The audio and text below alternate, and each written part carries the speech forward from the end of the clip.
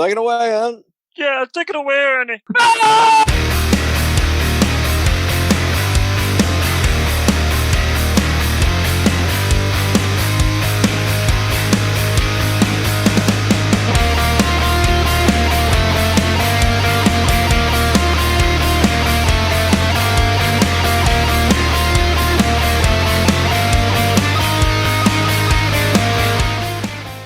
And welcome to episode 8 of the Nerdkast, everybody. With me today is Austin, Daniel, and Kevin. Say what's up, guys. What's up, guys? Today we're going to be talking about Harry Potter and the Prisoner of Azkaban. This is year/book/movie 3. So the first kind of act, if you will, of the Harry Potter franchise. If it's 8 movies, this is kind of Act 1 sort of ends at the end of this one, then we go into a really, deep Act 2 of Voldemort and him coming and returning and everything. But right off the top, let's go to Austin. And what are your thoughts on the Dementors? The Dementors are some of my favorite designs, despite how simplistic they really are. They're just like this black sheet or black fabric just coated over. I think it's like a skeleton, like it's a skeleton or something that actually levitates. I'm not entirely sure. Yeah, they're simple yet effective, and they really do portray this feeling of just eerie depression whenever you see them, especially on the train when the first time you really do encounter one, and you don't get any prerequisite to them. You're not warned of the Dementors up until then.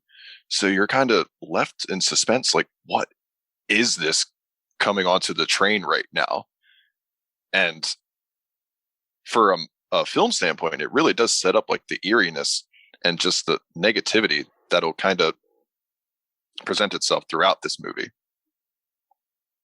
Yeah, definitely. I think the, like you said, the train sequence, and I'm thinking right now, did you read the book beforehand, Austin?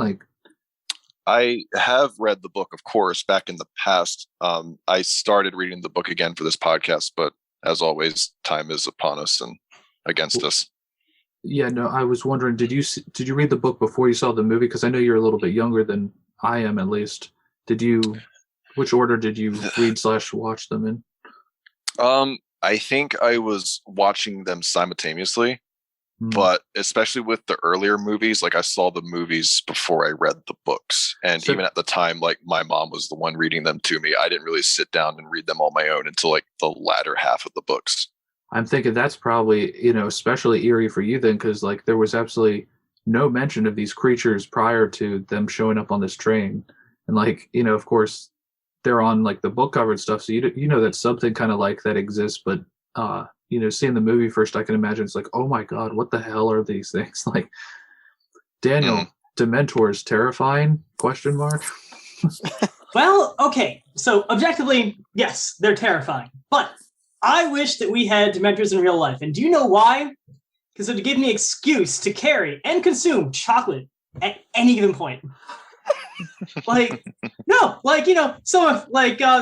comes up to me as I'm forking 5 Reese's cups in my mouth. It's Dan, why are you eating so much chocolate? And I'm just Dementors. and yeah, no. And they're you're supposed to do it after the Dementors come and bother you. But no, there's nothing wrong with pre-gaming chocolate, okay?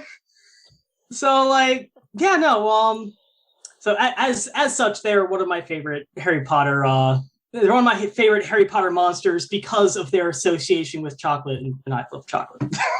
Agreed. That was going to be, pulling back a curtain a little bit here on the production, and that was going to be the alternate opening for this episode. Was going to be, have some of this, but I thought it came across too much Mallrats, where he's chocolate covered pretzel.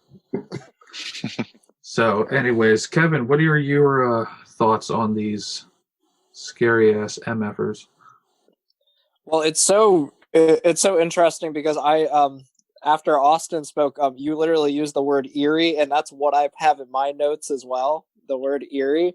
So that just goes to show you that across the board, very similar feelings on these, these anything that we can't see they're wearing these hoods and everything else, it creates this mystique, this darkness, this like, human nature is always like curious and also very, repelled by things that we don't understand and can see. It's one of the reasons why people are very afraid of clowns and things like that, because like beyond a mask and we don't know what's beyond it and things like that. So the Dementors, I thought, were done so well in this movie because, you have a picture in your head. And I also like, Spencer, that you brought up, on the back cover, you see all these Dementors and it's just these hooded figures with like really clammy looking hands, which in and of itself are terrifying looking.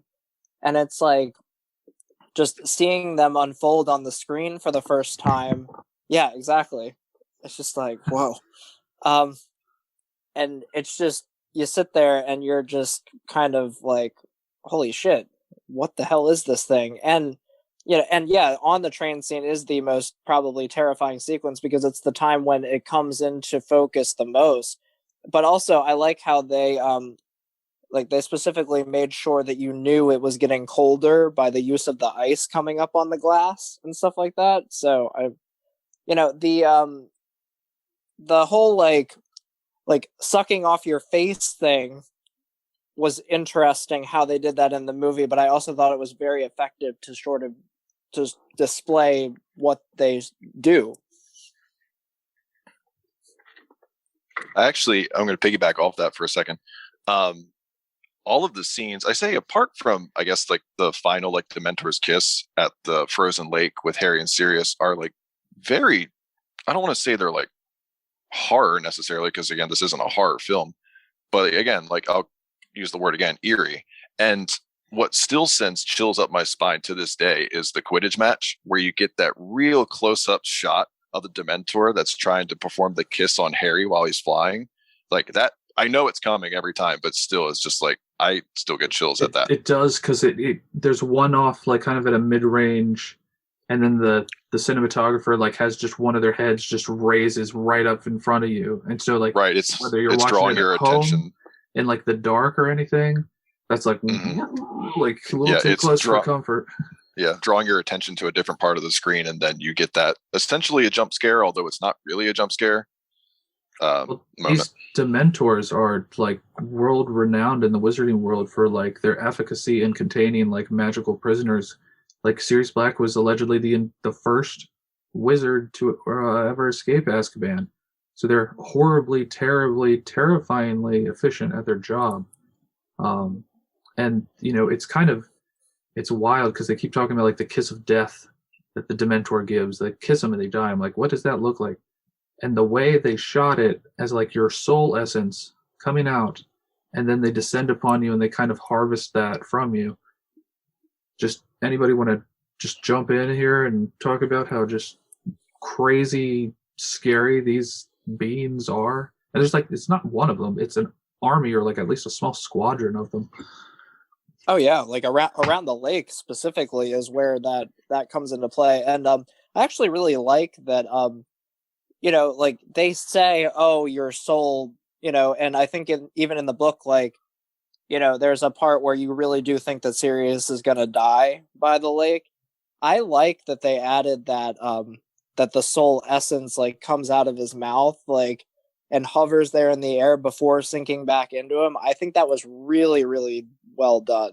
Absolutely, because, like, the imagery of it, and they don't say anything in those moments, like Harry's screaming and they're all like, they're getting the life sucked out of them. But like, we just kind of watch it rise up and then they kind of descend, and then obviously the Patronus shows up and they all kind of scatter. But like, just, it's such good visual storytelling, because you're like, exactly what is going on, rather than like if they excluded the little glowy ball coming out, little soul essence. If they excluded that, it would have just been really boring to watch in certain ways, in my opinion. Like, I mean, just based on what it was, because what are they going to do?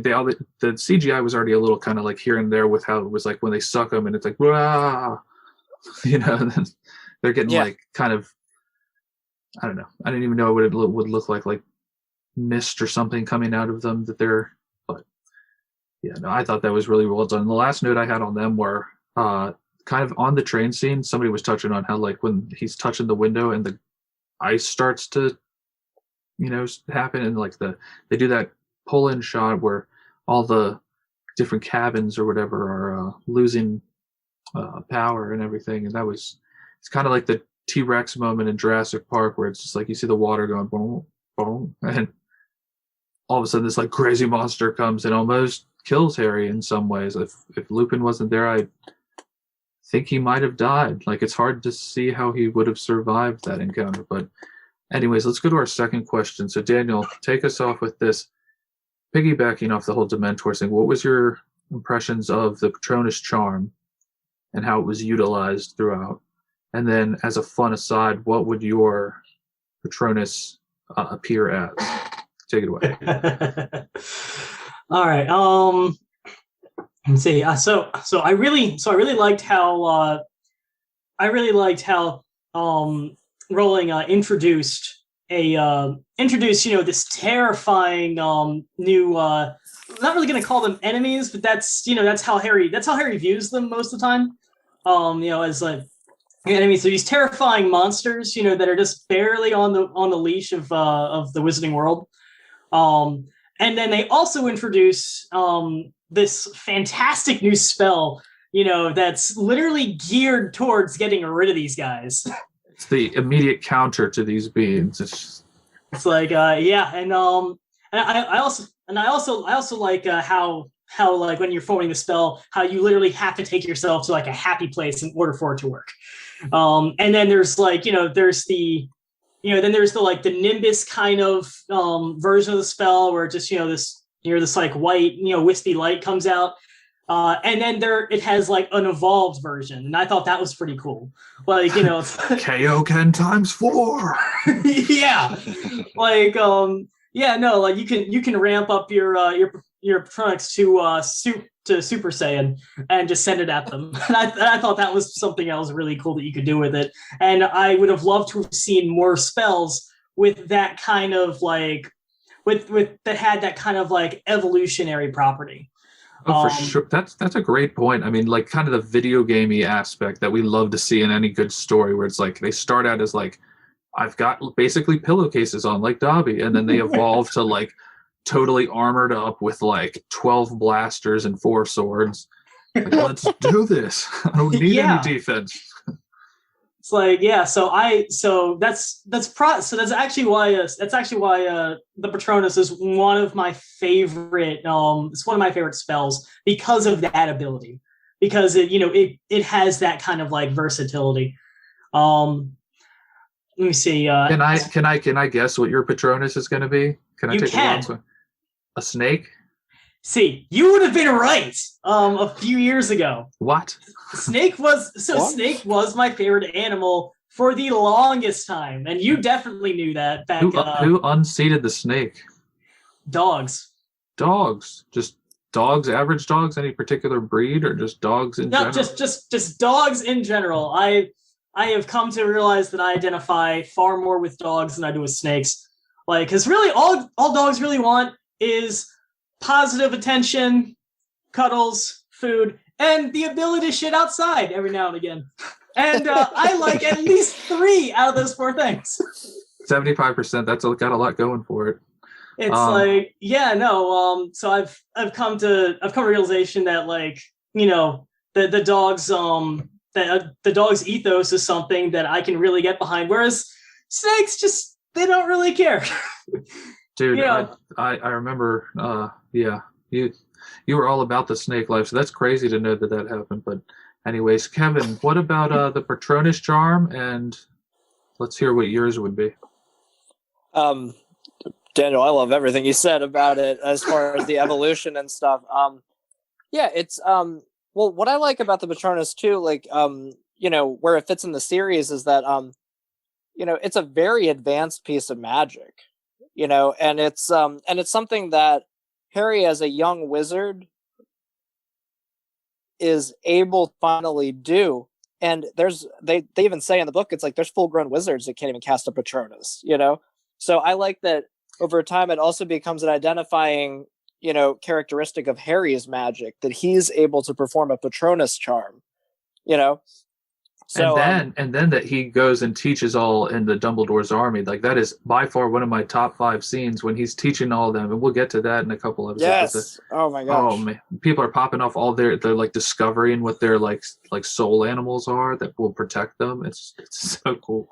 Oh yeah. Well, it's so, you know, there's so many examples of themes of light and dark, you know, in this series and so many others that we love. I mean, you know, Star Wars, of course, you know, being probably the prime example of that. But like the fact that, you know, Dementors feed off, you know, misery, and they're like walking, you know, depression is basically what they are. And they feed off of your happy emotions and everything.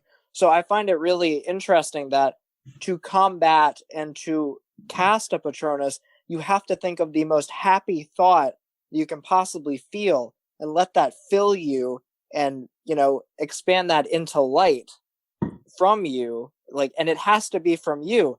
I don't think we've seen any other magic where it's really like, where you really, really have to concentrate on your emotions. And it's an emotion-based spell because of the happiness you need in order to cast it. So we don't see many spells like that throughout the Potter, you know, universe. I think some of you guys touched on it too. It's like a lot of the other spells when they're actually cast, even Expelliarmus, it kind of does the disc thing like it did in the video game for GameCube, where it like kind of expands, but it's just one. But other than like that, and maybe Lumos, they're kind of very samey with the spells. Like Wingardium Leviosa doesn't even have like any visual with it. It's just a swish and flick and it's done.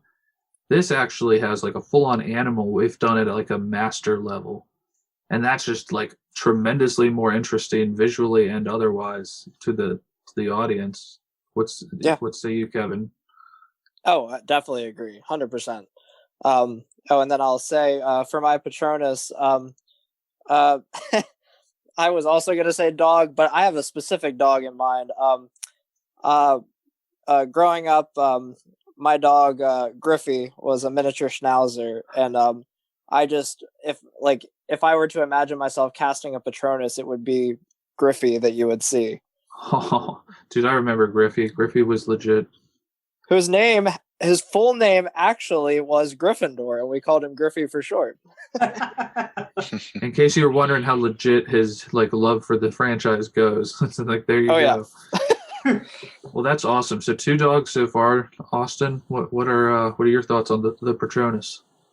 I'll say briefly that I'm really glad you brought up both Expelliarmus and Wingardium Leviosa, because I feel like those 2 spells, along with the Patronus, are like probably the most 3 iconic spells throughout this series, at least that I can think of right off the top of my head. Stupefy. That's the only other Stupefy one. is up there, yeah. Especially, not to jump ahead, but in the 5th movie, I remember as well. I like how you alluded to the video games, that it is more of a personal shield in like the first like half of the movie, and then you get the shot at the end of Harry has seen the stag. I place it in attack position. Pretty much. And it's like, oh, that's really cool. So like you get the feeling that like it's more personal now to me, that like my Patronus can be the animal being that I guess my personal self is associated with. I don't remember exactly how it works, so forgive me. Me personally though, can I just get Tony Hawk doing kick flips off of Dementors' heads and like call that my Patronus? Tony Hawk's Pro Skater 2. Only if Rage Against the Machine is playing while it is cast. That's fine. No, That's funny. in all seriousness, no. If it was an animal, though, I love dolphins. I think they're such gentle and peaceful creatures, and I just want that sound effect from SpongeBob every time they use a curse word.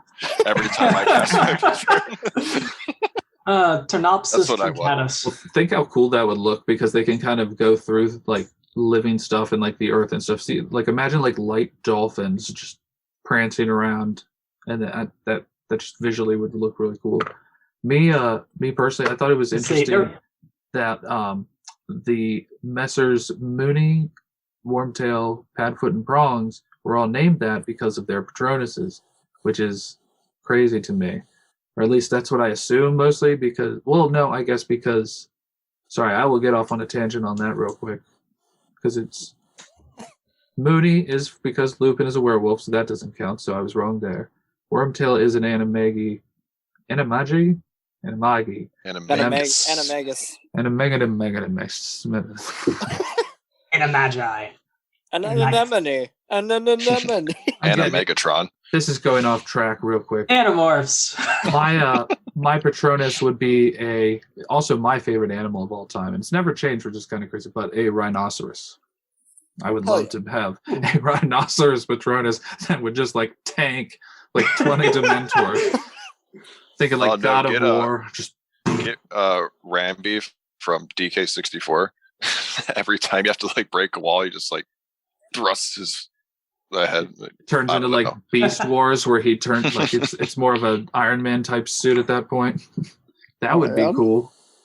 But anyways, Kevin, did you like Gary Oldman's performance as Sirius Black?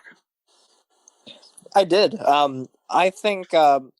See, he's talked about throughout the entire movie, and he's talked about as this evil person who worked hand in hand with Voldemort to sell Harry's parents out. So prior to even encountering him, you already have this like swayed opinion in your head that this is a really evil dude. And when you see him for the first time, he captures that. He just looks deranged. And it just speaks to Gary Oldman's range of acting, to just be that. And it's like, he did that, like, while we see him in the Shrieking Shack and stuff. Let's see.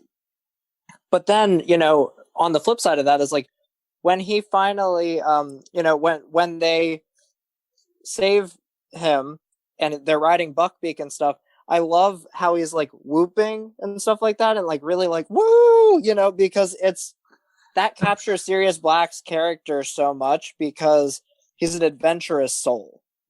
He hated being cooped up in Azkaban and everything else and hated being in a cell. So having any sense of freedom for Sirius Black is everything. And Gary Oldman captured that, as well as those, really intimate moments with Harry where he's like, your parents may be gone, but they're always here, and puts his hand to his heart, So I thought he just killed it.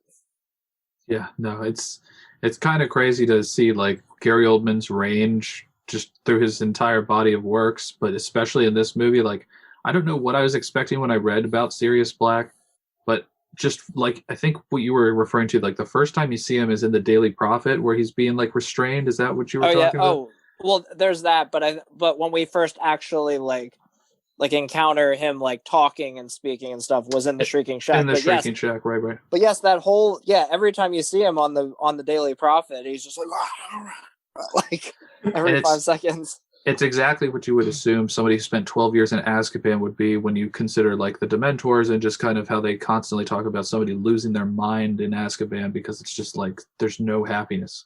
Like, can you imagine like being in the presence of Dementors constantly? It's insane.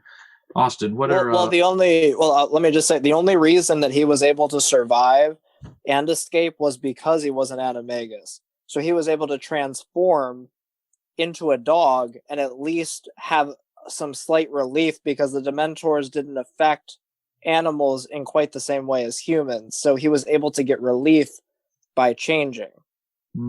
That's very interesting. Is that in book 3? Because I'm just must not have gotten there yet. I was so mad at myself for only getting to page like 100 or so, maybe 120. But it was you goddamn slacker. I'm so slow. Anyways, Austin, what are your thoughts about Sirius Black? Gary Oldman did such a great job of portraying almost a lunatic, and then by the end of the movie, someone who you come to sympathize with and grow to love and has, humanized himself. And a lot of it is thanks to, I think Harry bringing him back to the reality and then giving him the hope that he's... Sorry, I lost my train of thought. But as a portrayal, I love it. Again, I was younger when the book started coming out, so I never had like a clear-cut image of what he would be like in my head before he was put to screen. I will say though, the moment in the Shrieking Shack that I said before is actually like my favorite scene in the entire series of Harry Potter. And you can see just the anger and frustration that is on Sirius's face, that like, I've been wronged for the past 12 years of my life. And then this like little glimmer of hope that he has that he can finally like, correct everything that's been said wrong about him. And I love the moment between Harry and Sirius where you were right. He doesn't deserve it. And, what was it? Dead or no, alive, you're free or something like that. Yeah. Yeah. There's great moments between Sirius and Harry, and you see their relationship blossom almost immediately. It's so weird because like, that Sirius is Harry's godfather, but like Harry's ready to kill him, and Sirius and Gary Oldman, they're just like, are you really gonna kill me? Like there's more to this and you need to know like right now. Well, so you just brought up a very interesting point that I hadn't thought of until just right now, but it's like he does get to that point after he overhears with Fudge and McGonagall about it's Sirius Black being his stepfather and how he was the one he betrayed. He found out, like, I think that's when he figures out like the real story. Godfather too.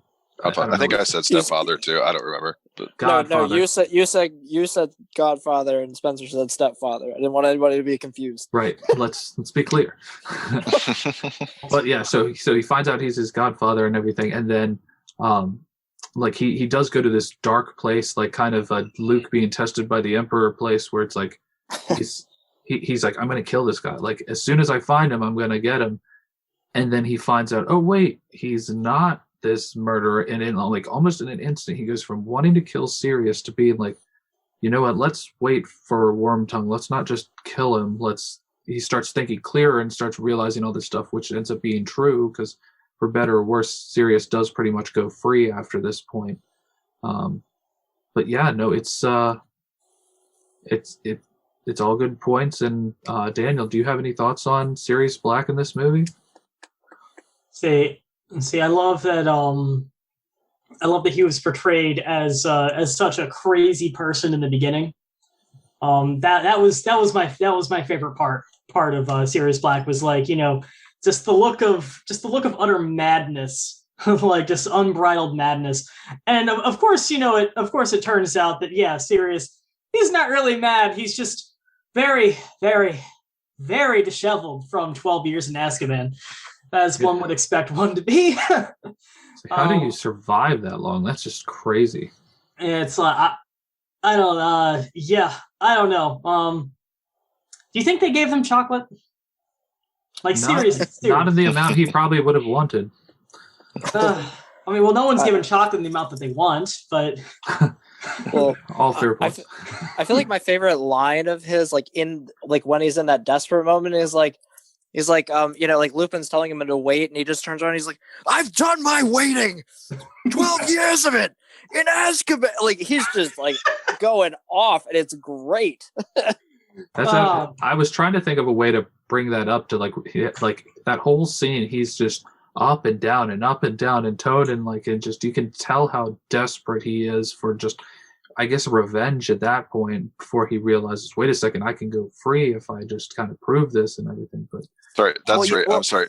Dead, the truth dies with him. Alive, you're free. Just to correct my quote that I got horribly wrong. That's right. Yeah, but you also have to understand is that, Sirius Black was closest in the world to James Potter. I mean, Harry's grandparents, James's parents, like, had Sirius over for the holidays. Like, Sirius hated his family, and the Potters took him in. Like, there's nobody closer to him in this world than James. And he also, he loved Lily just as much. So, like,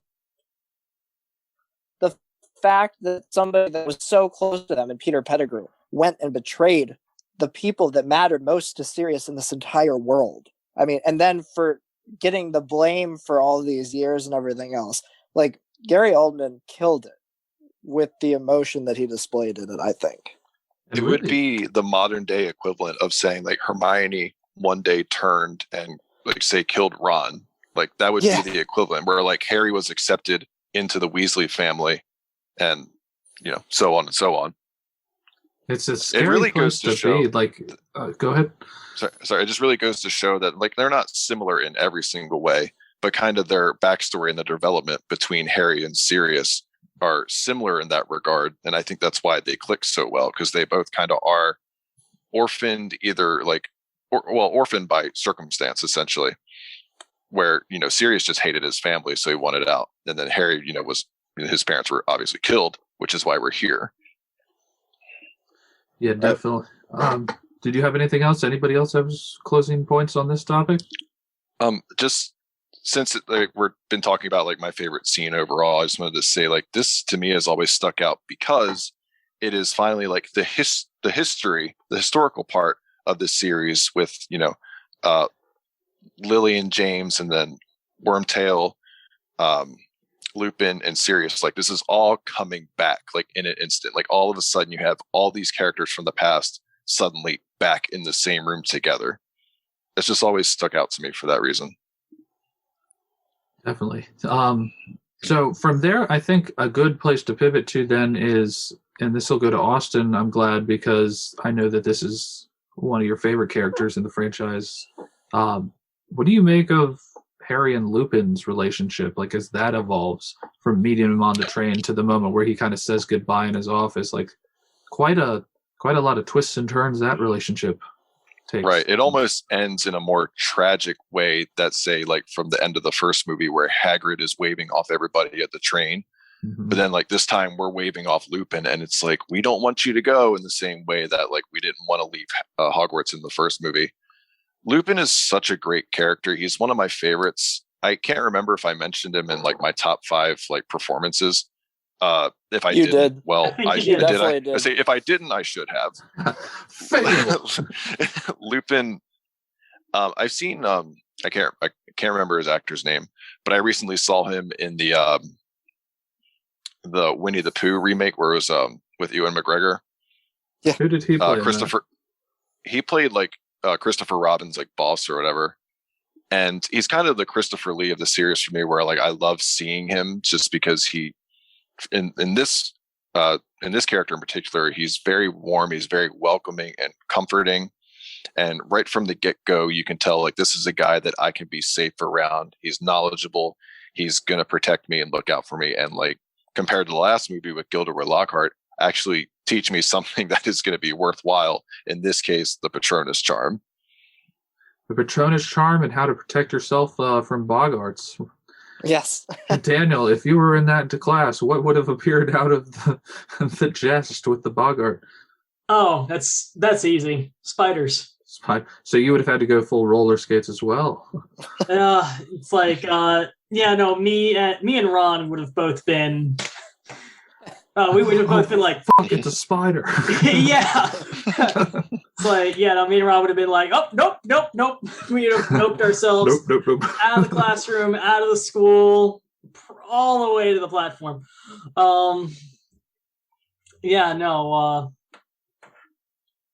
Shit. Let's see. Are we discussing Lupin and Harry's character, their relationship? Okay. All right. Yeah, Lupin and Harry. I really liked Lupin's additions into the series. How Harry. So Harry's had a couple positive adult role models at this point. I mean, there's Dumbledore, there's Hagrid, Arthur Weasley to a lesser extent. Oh yeah, McGonagall. Arthur Weasley, like male relationships. Oh, sorry. It's like, Idiot. I don't know. McGonagall comes off as just she's a little colder, but she's not, but she's still very much pro Harry. Anyway, but Lupin though, like, Lupin adds to this, growing pool of like adult male role models that Harry has. And he actually does give Harry some much needed instruction on defense against the dark arts, because so far throughout the books, Harry's just been winging it. Like, he ends up in a lot of situations where he's going up against, against hostile magical entities, and he's kind of just been doing his best to survive. And finally Lupin sits down. It's like, all right, you're actually gonna do more than survive this time. You're not just gonna barely scrape by with your teeth or with one of your friends coming to your rescue. And Harry really pulls that off. Something I know this kind of goes back to the question about the Patronus, but something that I thought was really crazy was about Harry learning the Patronus was, the Patronus used to come from a place of happiness, right? And Harry doesn't have a whole lot of that. No. He grew up in a place of not happiness for the longest time, and Lupin, he kind of, more so than teaching Harry how to cast this one charm, Lupin also teaches Harry a little bit of how to appreciate the happier moments in his life. So he doesn't just teach him defense against dark arts. He teaches Harry in other ways, in growing as a person too. So I love Lupin for that, and I'm so glad that I'm just really glad that he didn't get killed off. Yeah, well. No. Well. Not, Hate to break it to you. Yeah, for a book that's 10 years old at this point, more. When did Deathly Hallows come out? 2007 or 8? Something? Seven, yeah. I'm really, yeah. I mean, he didn't get killed off so soon. But we don't have to get into that now. We can enjoy him for the time being. Yes, for now, he's alive. Yes, for now he's alive, and he's still positive towards Harry Potter. All right. As I throw this to Kevin, I think about just how this is really because I was going over it in my head. Arthur and Molly Weasley were in the Order, but they were, I don't know how close specifically to to James and Lily, as obviously these guys were, Lupin and Sirius and Wormtail, honestly, for that matter. But as I talk about just how this is the first time we're actually getting really intimately close to somebody who was a diehard ride or die for the Potters for 20 years, 30 years, something like that. Yeah. Well, I think I don't think that the Weasleys, I don't think Molly and Arthur, I think they were too young to be in the First Order of the Phoenix. Oh, were they? I think that's what they said. They were too young to be in the Order at the time. I think they were just out of Hogwarts or something like that. Oh. Around that time. Because you have to remember 12 years, prior to these events. No, but they would have had children by that point. I don't know, but I feel like I remember them saying that they were younger and weren't involved in the Order the first time around. But no, that's crazy. Well, I felt that Lupin, played by David Thewlis, I thought his performance was absolutely ridiculous. Ridiculous. No, it was great. It was fantastic. Well, this is something I like that you brought up, defense against the dark arts in general. Now, definitely not in the movie, but in the book, did we ever even get a lesson from Quirrell teaching defense against the dark arts at all? I think we only ever he was talked about as being seen around, but I don't think we ever had a lesson with Quirrell. Well, no, because the only time you go in their book or movie is when McGonagall takes him to find Oliver Wood, and then I think the only other time in the book is when Harry's walking by the classroom and he hears him talking to Voldemort on the back of his head. But that's the only two times you didn't get a full class. Yeah. So the first time we receive a class is with Gilderoy Lockhart, and who Pixies. Yes. That's Pixie everywhere. Yes, who as we can probably say, it was it was just a rubbish lesson, So here, Remus Lupin is actually teaching them defense for the first time ever. And he did it in such a positive way. And I like Lupin's use of creatures, in the book they go into it more, but it's like, Grindylows and some of the other ones, but Boggart specifically are, it's so interesting. And I like that, he thought that Voldemort was going to be what Harry most feared. And so he specifically avoided Harry doing it, doing the Boggart thing. And then, talking to him later when he really on one-on-one, and he's like, no, the Dementors are what I fear most. And he's like, so what you essentially fear is fear itself, which is very wise. And I love that line that he delivers there. This is very wise. Yes. Yeah, it's just a very, very, I love their relationship. I love how it grows. And also, I like that in the part where Harry is, out with the map, and, Lupin, plays it off to Snape. And I love how stern he gets with Harry there. He's like, I cannot believe you wouldn't turn that in. Which is hilarious that, it's so ironic at the same time because Lupin was a founder of the Marauders map and they were all about mischief. I mean, Sirius and James, the shit they got up to, I mean, they could rival the Weasley twins. So it's just funny to me that Lupin was so adamant that somebody could have used this and everything else. But I like when he says, I think that map's broken. He's like, oh? And he's like, why? He's like, I saw someone on there that is dead. And he's like, who was it? And he's like, Peter Pettigrew. Newt Scamander.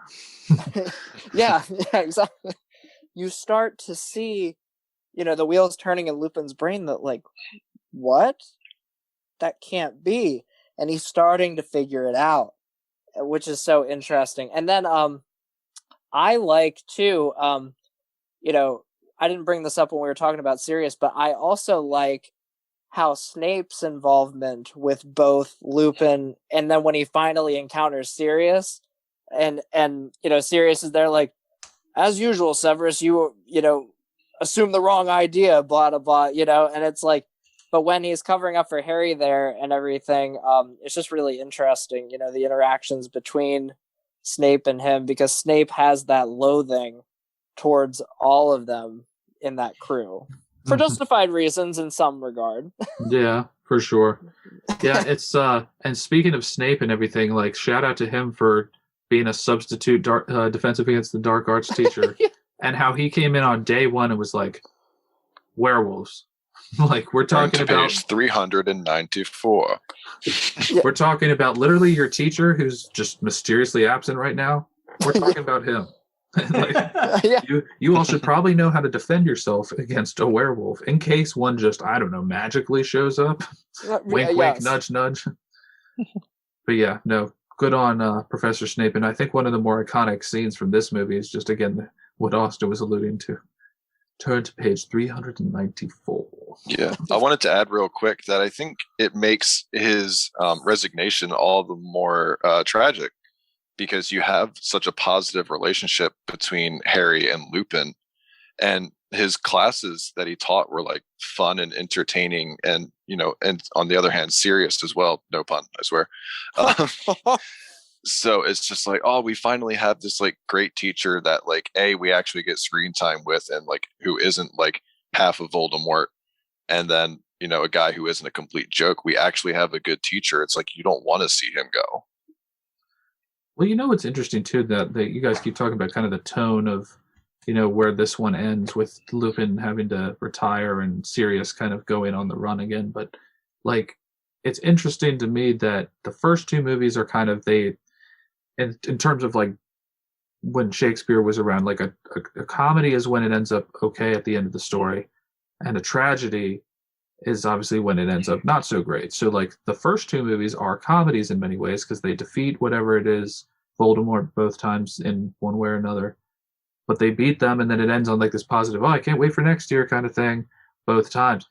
This movie through part one of Deathly Hallows is tragedy. Like they lose big every single movie for the next 5 movies. I think 5 more movies past it, but yeah. No, it gets pretty rough for him. So I think we hit everybody on that one, right? For the most part.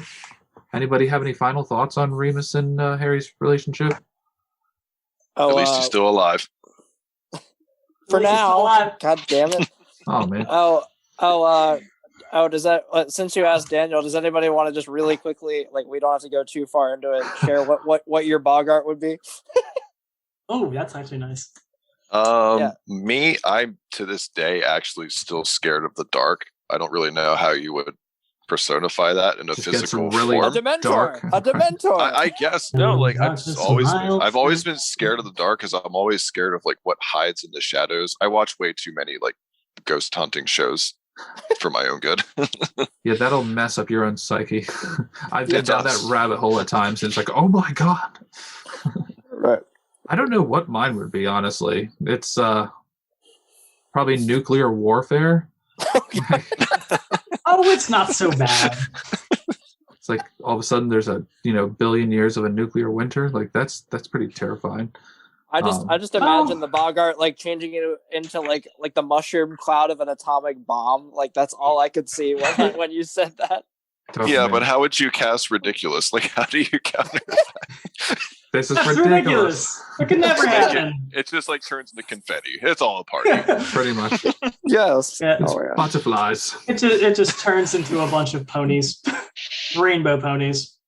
Yes. Oh my god. So Daniel, mine would be the Headless Horseman. Oh, wait, the Tim Burton one or the Disney one, or any of them? I guess. I mean, probably the Tim Burton one. Probably like shows it best, and I love that movie.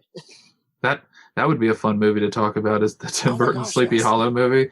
Like one of the few horror movies that I can watch and be like, kind of like, okay, I can get behind this. Another one with a Sheev Palpatine sighting in that movie, like, actually, very funny. Oh wow! But yeah, so Daniel, how do you like Michael Gambon kind of taking over as the new Dumbledore? Because obviously Richard Harris passed away between these two movies. We get a brand new Dumbledore. How did you think he did for you in this movie? Did you even notice it, really? So I'm glad you asked that second part, because no. All right, so I'm definitely one of those people who doesn't notice like big glaring details like that. And for me, Dumbledore's face is kind of covered up by a big white beard anyway. Yeah. Like, so it was like, so I honestly didn't really notice like the first time that it had changed actors. Let me see. I think I mentioned that before, but that's a good thing though. Like, if I didn't notice that he changed actors, and I really enjoyed the first two renditions, then yeah, like I just kept on just enjoying the character. Yeah, and I really like a lot of his moments in this movie. He doesn't get quite as many as Richard Harris got a ton in the first two movies. And this one was very kind of light Dumbledore, which I guess sort of makes sense because it's transitioning you to the new one. And by the fourth movie, he's got a ton going on. So it's kind of nice to like lay off of it just a little bit. But one of my favorite moments is when he's doing like the fire, like, because it's already kind of thematically intertwined with his character that like he kind of controls light. But just in the Great Hall, and he just. Yes. Anyways, Kevin, how did you like Michael Gambon? When we did our initial whole Potter review, I feel like I was very, very, downing on Michael Gambon. After rewatching this movie, I gotta say I'm changing my opinion, and I think that which we are entitled to do the Nerdkast. We are entitled to change our opinions at any given time. Let's say that again, because we will inevitably get things wrong, and we will always change our opinion if things like our worldview changes. So yeah. Yes, 100%. So I actually thought he did a great job. There's just a few moments that just like really capture it for me, but like addressing the great, when he's in the Great Hall and everything, when you first see him, let's see, but he takes it with a real like flourish and vigor that like, I love what Richard Harris did and everything, but you could tell that was a very old Dumbledore, and what you all like, and obviously he died soon after, so he didn't have a ton of energy in what he was doing, but also it was a matter of like, they always say in the books, like the description of Dumbledore was like, he looks like a really old man with like much younger energy. So it's almost like you got that side from Richard Harris of the old, but now with Michael Gambon, you still see old Dumbledore, but also that he's got this energy about him. So I think it actually flows very well in this next, as the role needs more energy in some of the battles and stuff that Dumbledore becomes a part of. But let's see. He also knew he couldn't play it exactly like Richard Harris, so he gave it his own spin. Let's see. And some of the scenes stick out to me. Like, I like when Buckbeak's about to be executed, and when they've gone back through, obviously, and saved him and stuff, and they're like, where the heck, where'd the beast go? Whatever. It's like, we must search the grounds, whatever. And he's like very casually, it's like, search the sky, why don't you? Hagrid, why don't you give us some brandy? It's like just very casual and aloof about it. I love. I'll take a pot of tea or a strong brandy. He's like, you'll find no small cups in here, sire. yeah, exactly. Yes. So I love that. And then also when he's like really talking to Hermione about, it's like, Miss Granger, you know the law. Like when he's like really giving the instruction of, about the time turner and everything. And he's like, it just like kind of goes to the door. He's like, 3 turns should do it. It just like closes the door. And then as they come back, they're like, we did it, sir. And he's just kind of like, did what? And he just walks away all casual and aloof about it. Does what? Good night. Yes. So I really like his take on it. I do. Well, that's awesome, man. It's nice to be able to like watch something with a fresh pair of eyes, especially discussing it this much. Like it's crazy when you discuss something this much and then watch or read a book or watch a movie, how much things start, like you start picking out just all sorts of craziness. But Austin, tell me your thoughts and opinions on Michael Gambon as Dumbledore. I've always loved Michael Gambon as Dumbledore. I think the portrayal, and not just the portrayal, but the change of actors was done beautifully and also very respectfully. I do really appreciate that, Michael Gambon is not put or pushed into our faces other than the Great Hall scene where Dumbledore just traditionally gives his like beginning of the year speech. It's a necessary scene. So let Michael Gambon like have his introduction, then like, okay, let's get on with it. Just give him that introduction scene. So where it's like, okay, the change isn't like totally off or way overdone, over the top.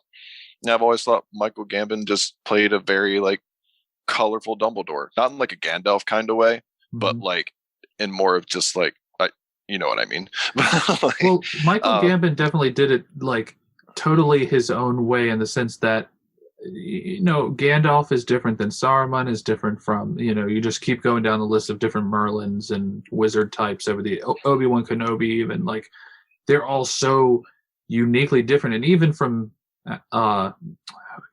Richard Harris to Michael Gambon, it's like it's 2 separate Dumbledores, and it's on the same continuity, but they really were their own characters. And it's cool that it's like it doesn't really infringe on anybody else. It's like he didn't play it like a Gandalf or like a Sam Neill's Merlin or anything like that. Yeah. He really That's did why something.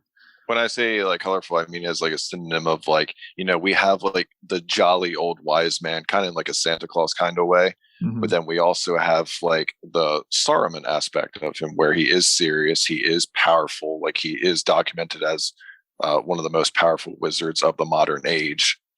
And he does it well. He really does. We don't really get like the powerful side of Dumbledore in this movie so much. I think we just kind of get like more of the jollier side and like a little hint of seriousness, especially with like the Buckbeak scene that goes on at the end.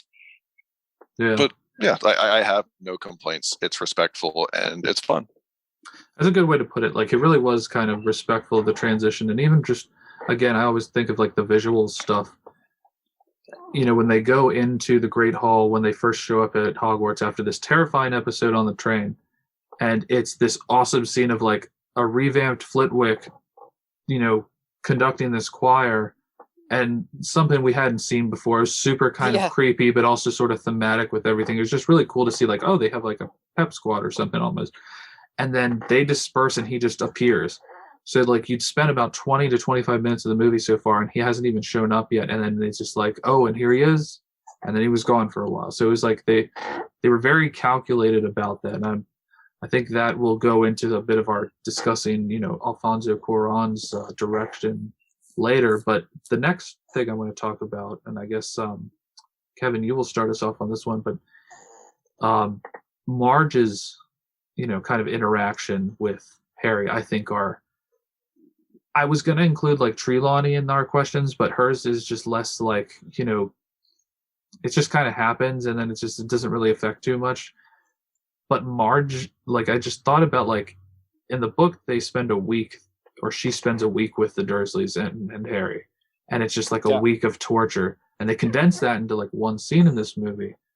But it's still really brutal and just like, it's one of the first times you see him go like full on, like, I don't give a fuck. Like, he I don't know, consciously or unconsciously inflates her, dip sets, like, I'm not even going to help figure that out, grabs his stuff, goes, and is just pretty much homeless at that point for about 30 seconds till, you know, the night boss shows up. But just speak to kind of like that whole sequence, and how do you think that affects his personality and stuff throughout? I think this is what this movie in particular, not that he didn't before, but I feel like Daniel Radcliffe really shines in this one as far as being in tune with his emotions. I mean, like, you see a scene where, you know, you have to understand that, you know, Harry's never known his parents. And, you know, when he looked into the mirror of Erised in the first, his heart's desire was to see his family and to know them. And through, you know, Hagrid and those, you know, at Hogwarts who was able to give Harry some insight on his parents, like, he upholds them, you know, on a very high, you know, I'm not going to say pedestal, but, you know, he's always going to think the best of them because they died saving him.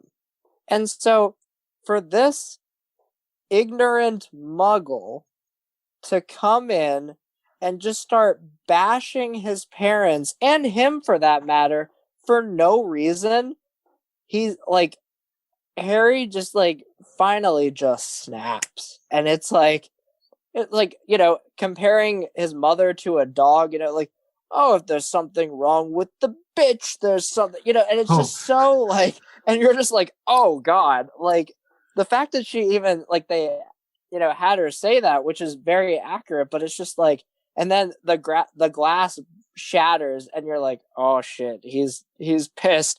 And, you know, you can tell that Vernon's just like, I think it's time for you to go to bed. And she's just like, no, Vernon, have him clean it up. Blah, blah, blah. Like, just continuing to goad. And finally, like, and as he walks away, he's just finally just like, shut up.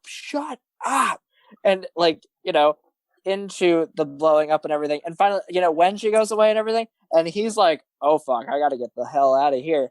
When he goes and grabs his stuff, this is something you don't see. It's something that he's always wanted to do, but he hasn't gotten to do it yet, is he pulls out his wand. Like, Vernon comes at him and he's just like, put her back. And he's like, get out of my way. And he's like, you can't do magic outside. Try me. And he's like, Harry is not f***ing around. Like, and I don't blame them for getting out of his way. And so that is I think it's a very influenced arc, you know, that we see somebody insulting his parents from Harry's perceptions. Then you go on to find somebody who was so involved with them that he feels like, from his knowledge at the time, betrayed his parents, to that scene in Hogsmeade where he overhears all that, to him crying. I think it all stems from the initial scene with Marge. So it is very Christian. And I like that you picked up on that, Spencer, to ask that question in the first place. Yeah. No, it's just it's kind of heartbreaking because like here's this like crazy woman who he's talked about since book one that he just absolutely deplores. And she's literally advocating for him to be like beaten by whatever school she thinks she's going. She's like, they use the cane there. Yeah. So it's just Austin, what do you think about how Marge and Harry and all that, like what are your impressions of how that all went down? I kind of like how it's a callback to earlier scenarios when Harry was unable to explain what was happening. Like, for instance, in the first movie with the disappearing glass. And I know in the books there are callbacks to like other scenarios where like I don't remember because it's been a while. He would do things and he's just like, I don't know what happened. It's just, this is what happened and I can't explain it. And there's a bit in the book, because I did get this far on my reread, where Harry is terrified of like what's going to happen. Like Dobby and the pudding or the cake has like nothing on this. He's like, I blew up my aunt and I was like threatening my uncle with my wand. Like I am definitely facing expulsion and I have nowhere to go right now. Yep. Like he's at like a new low, even like compared to living with the Dursleys. But we know how it turns out. At least he had a roof over his head, you know, and then right. We know how it turns out. I mean, he's fine. Fudge is kind of like, you know, people have done worse things than blowing up their aunt. I love that. Begs the question, what? Like, elaborate, please. Maybe people actually blew up their aunt. You're probably right.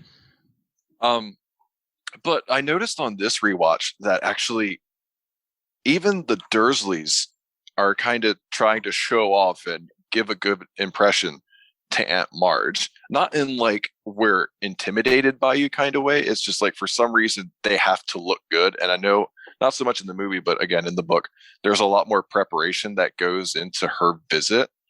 So it's kind of just like this woman like is kind of snappy with everyone, even the Dursleys to an extent, but like she absolutely loves Dudley and like pays him literally to like just let her give him a hug or whatever, at least in the book.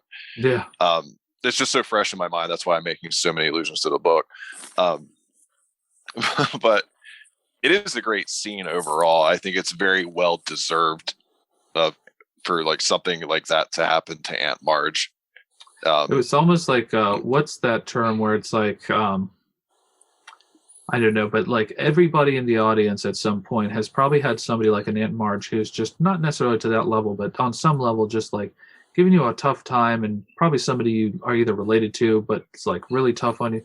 And just like, if I could just turn you into a balloon right now, like that would be hilarious. And then you just float away and I wouldn't be my problem anymore. And that's exactly what happened. So it's kind of, I don't know. It was nice to see. Daniel, what are I guess I don't know. What are your thoughts, Daniel? So let's see. So I actually wish fulfillment. That's the what I was looking for. Wish fulfillment. Wish fulfillment. All right. So what I liked about it was like so to me, Aunt Marge kind of personified, you know, a lot of not just how she treats Harry, but how the Dursleys as a whole treat Harry. You know, Aunt Marge just kind of amplifies it. And yeah, the trigger point is definitely when she starts talking about Harry's like family, Harry's parents. And that's what really tips him over the edge. But while she's there, you know, just generally treating Harry like shit, you know, kind of like how the Dursleys do, but you know, just a lot more focused. You know, Harry does finally he finally decides, all right, you know what, I've had enough. And yeah, there was a lot of emotion, a lot of negative emotion in his decision to you know, to all of a sudden, you know, balloon his aunt. He fires off a warning shot with the glass breaking. Oh yeah, he's like, hey. She talks about his dad being like, oh, no doubt a drunk and didn't have a job and blah blah blah. So he fires off the warning shot like, don't fuck with me. And then she says something wrong with the bitch. There's something wrong with the pop. And it goes, shut up. Cue like Linkin Park, one step closer. Yes. But I'm about to break. But yeah, and she balloons going up to the ceiling. Yeah, then as she starts like floating away, I love how Harry already has his things packed. Like he's ready to go. He's like, all right, finally I can get out of here. I mean, he's not really all unhappy about it. From you know, and Austin pointed that out earlier. You know, he's not happy about really having to leave the Dursleys, but at the same time, you know, he's ready to go. And Vernon comes up and he's like, fix this, put her back. And then one of my favorite things he says is, no, she deserves everything she got. You know, he's like, as he's running away. But yeah, as for how Marge's character shapes Harry's character, something I'm actually really surprised about is how Harry is not a meaner person because of the treatment he got. And this does go way back to when we were talking about how the Dursleys treated him. But like, you know, from Marge, from the Dursleys, he's just treated like shit the entire time. And like, see, a sad truth is that you know, there's less, you know, good kids that come out of bad situations like that than you know, than there should be.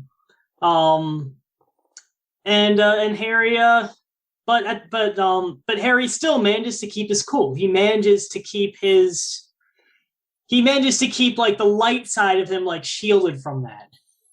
Like it's something that I always like to like kind of track throughout all these films is, you know, the exponential. You talked about it, kind of they both in turns, like both Harry and the Dursleys kind of ratchet up their war against each other throughout all the films. Like it kind of dies away. Obviously we don't get any Dursleys in the next film, and then I think we get a little bit of them in 5 and 6, but not a whole lot. But anyways, they you know, like Harry gets more balls and is like, you know, when Vernon's like, maybe I'll do it later, just behave yourself, and he's like, I'll behave if she behaves. Like I'm not messing around with you people anymore, like you guys were saying. And yeah, it's I wonder constantly about how his, you know, interactions with them shapes the person that he is throughout the films. Like, because he more and more throughout the movies, and I mean, starting kind of with him being like, I'm gonna kill him in reference to Sirius Black. Like he's in that moody teenager phase now where, like, you know, he's making more rash decisions and maybe not thinking as clearly as he did the first 2 years in some aspects. So that's just something very interesting. But anyways, was that, I think that was all of us, right? Daniel ended that I one? believe so too. Yeah. Yes. I think so. So to Austin now, what is your opinion on how the movie resolves itself with the third act? Well, where in your opinion does the third act start, and then I'll go from there. I mean, it's kind Are we of talking like? It's kind of Are a we talking long, like Shrieking Shack or like Time Turner? To me, it's almost like a very elongated, because I'd say both, starting from when they initially in the first time come out and they start, you know, with the scene behind you with Malfoy. I was gonna say, I think the scene behind you kind of starts the third act. They come out and then go down to Hagrid's hut. They do all that. It's one of the few movies I've seen that has like an hour-long third act, because it really starts here, and it's like this whole section is like stuff is explained and then like at a really rapid clip. And yeah, because I would put it at Gary Oldman's like introduction. I feel like that's when it really kicks off. I don't know. That's fine. I mean, if that's where you take it, that's fine too. Wherever you'd like to talk about, kind of just the film in general resolving itself. But go ahead. Gotcha. Well, Malfoy finally got punched, which is I think a lot like Aunt Marge was like well deserved at this point, because up until that point, like he kind of just been a dick, like just to be a dick to live up to the Malfoy name at that point. He goes on a hormone-fueled like revenge tour in this movie. Right. You're a balloon. Punch that. One of my favorite Malfoy scenes is actually in this movie, where he and a few other Slytherins disguise themselves as Dementors, and they're just like, ooh, up near Harry. Like it's just like a very high school thing. And I'm like, I'm glad we realize like these are still kids. Like this is what kids do. Yeah. Anyway, not the question. So the question is,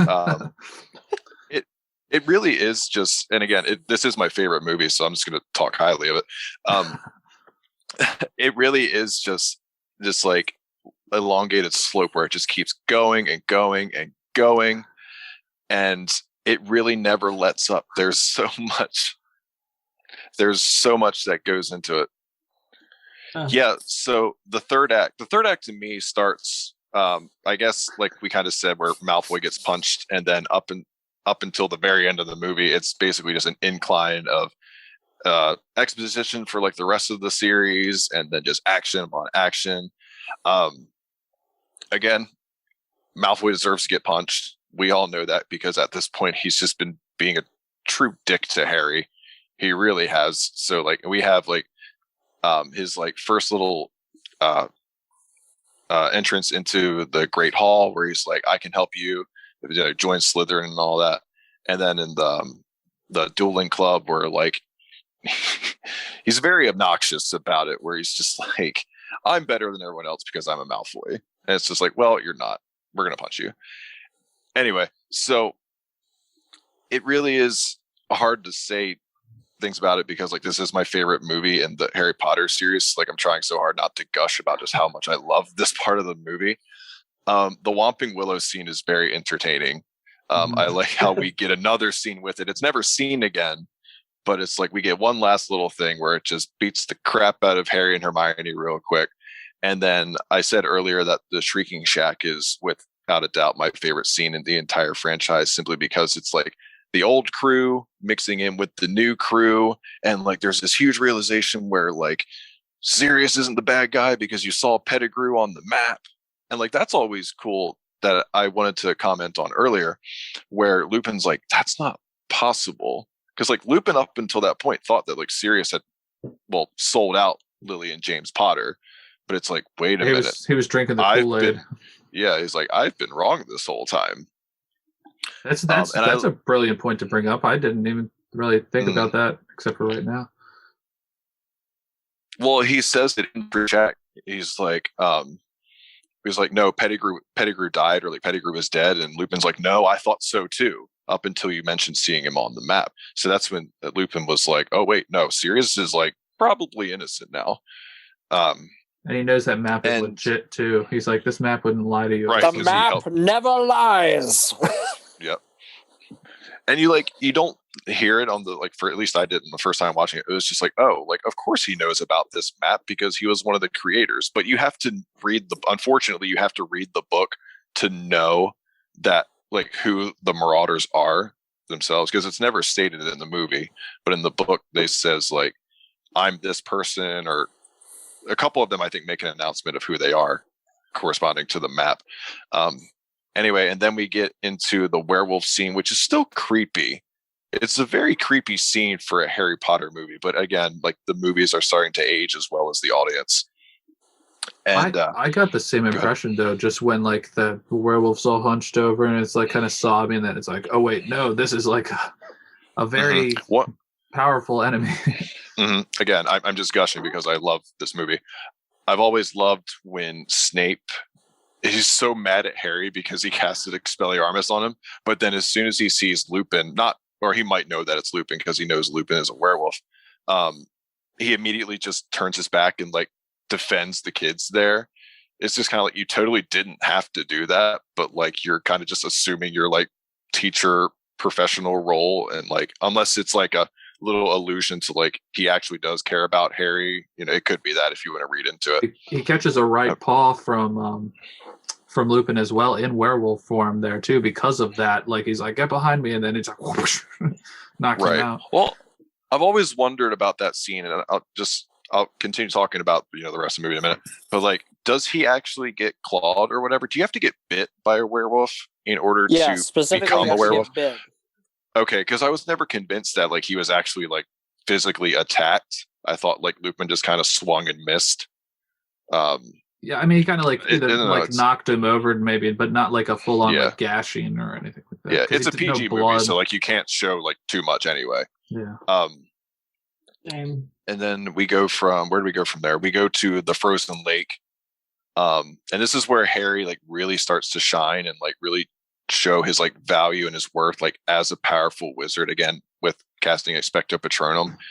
And it's weird how like it's still like in shield form, but then you see across the lake that you have the stag, so it's like, okay, something's not right, and you get that like silhouette figure and you don't know who it is yet. The time turner sequence is a lot of fun. I like watch a lot of movies with time travel in it. The first one comes to mind is Back to the Future, just because I love that trilogy, and it's its own interpretation of time travel. Not everyone gets it right, and like, you know, people get some things right, some people get some things wrong about it.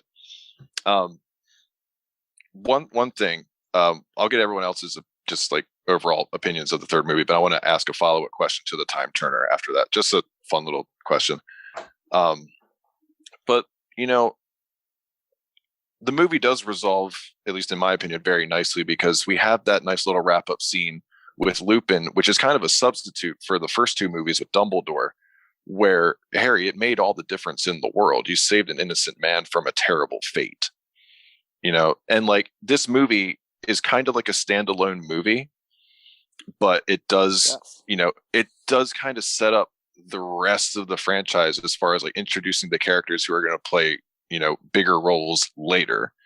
So again, that's kind of like our little wrap up where it's, you know, yes, this did make a difference, even though like Wormtail got away. Sirius is, you know, we're all in the same position we were, except, you know, people get like new chances at life at this point. Yep. And then the scene with the firebolt, which I've been talking way too long, is just it's just entertaining. And it's weird because like that's like halfway in the book, but like this is like the end of the movie. That was one of my main disappointments, but at the same time, it made sense. Like, they had a pretty monumental Quidditch game, which the first one against somebody other than Slytherin. So 3 movies in, you get a Hufflepuff match. Yeah. And just some random other tidbit I read in the book, but it's like at one point he went into the Quidditch shop to look at the firebolt in book 3, and he even says like, I never lost a single game so far on my Nimbus 2000.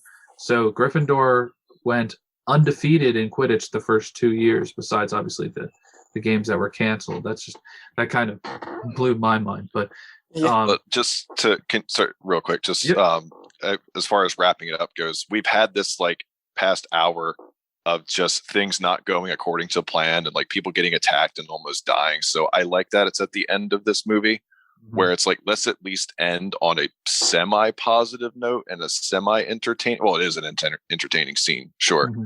So I think it's just like, if you end on like everything's lost, like there's no hope left, but like, let's give like a nice little just nod to like, you know, okay, so like Sirius is like actually trying to be involved in Harry's life at this point. He's not just, you know, thanks for, you know, proving my innocence, or, well, you know, helping me escape death, essentially.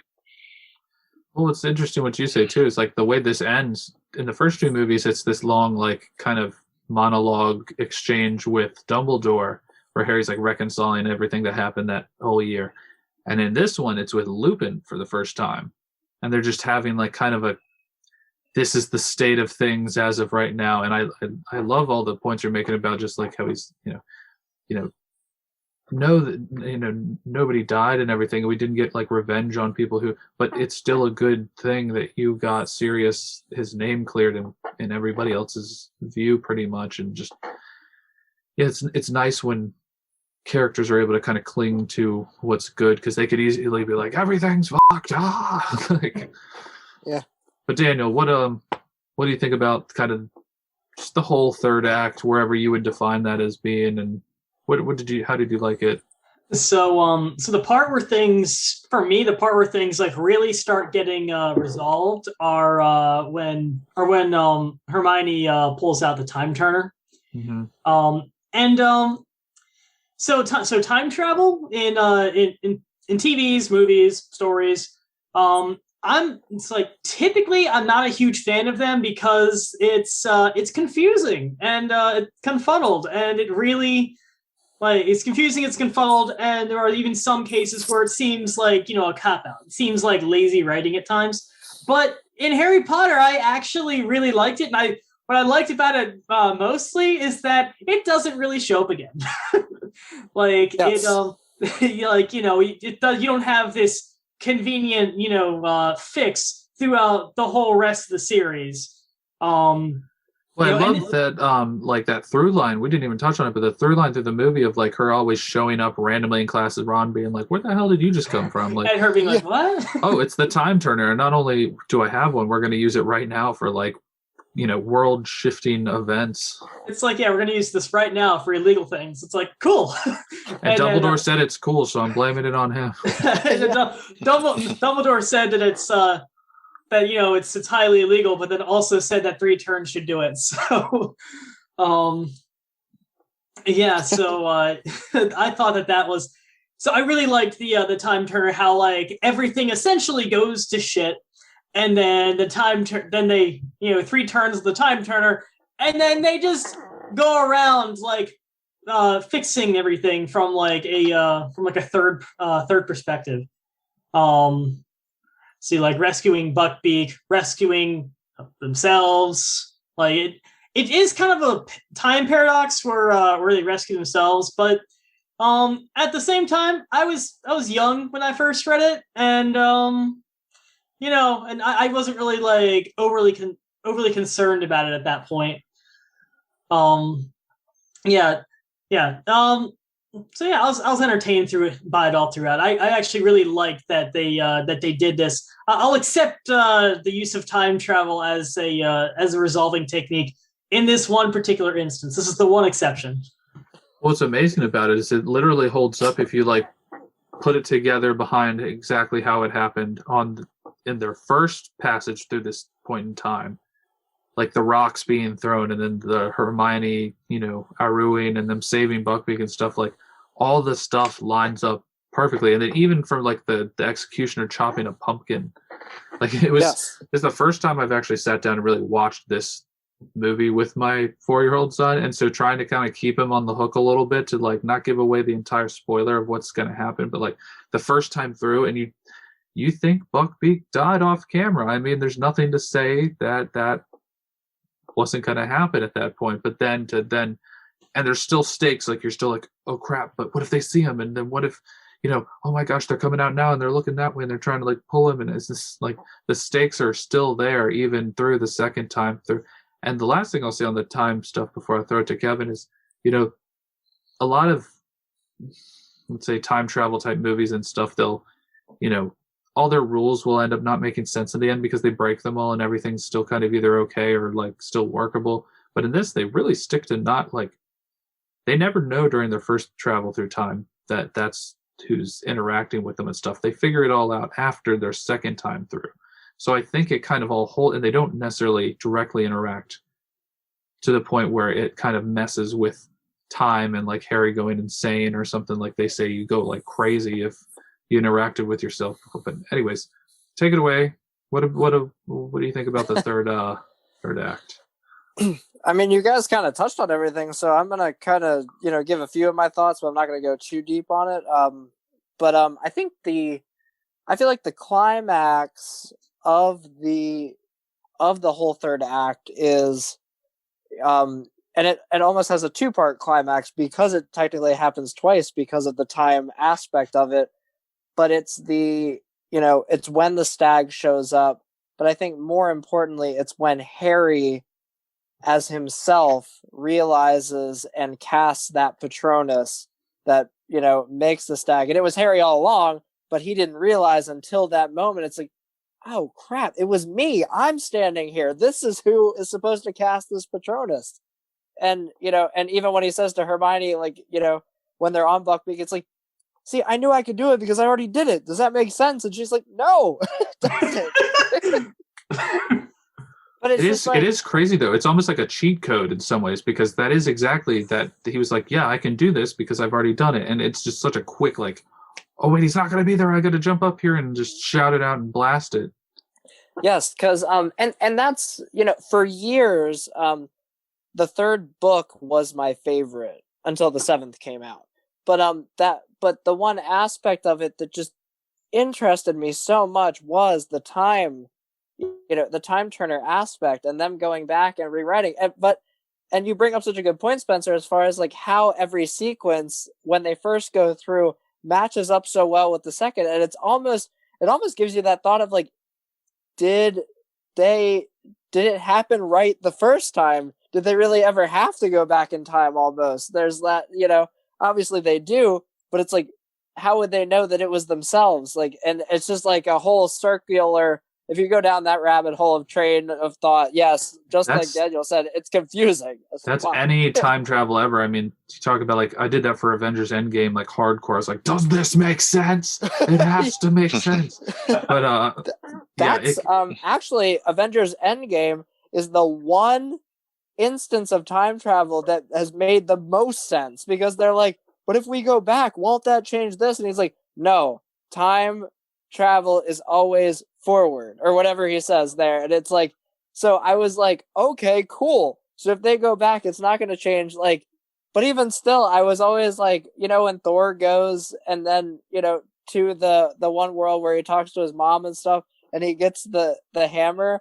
I'm like, how did that not affect him by taking the hammer out of that time? I'm like, because he allegedly brought it back.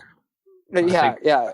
Steve brought it, or Cap brought it. But anyway, we've got at least 23 weeks of reviewing before we could even get to Avengers Endgame. Oh my god! Oh my god!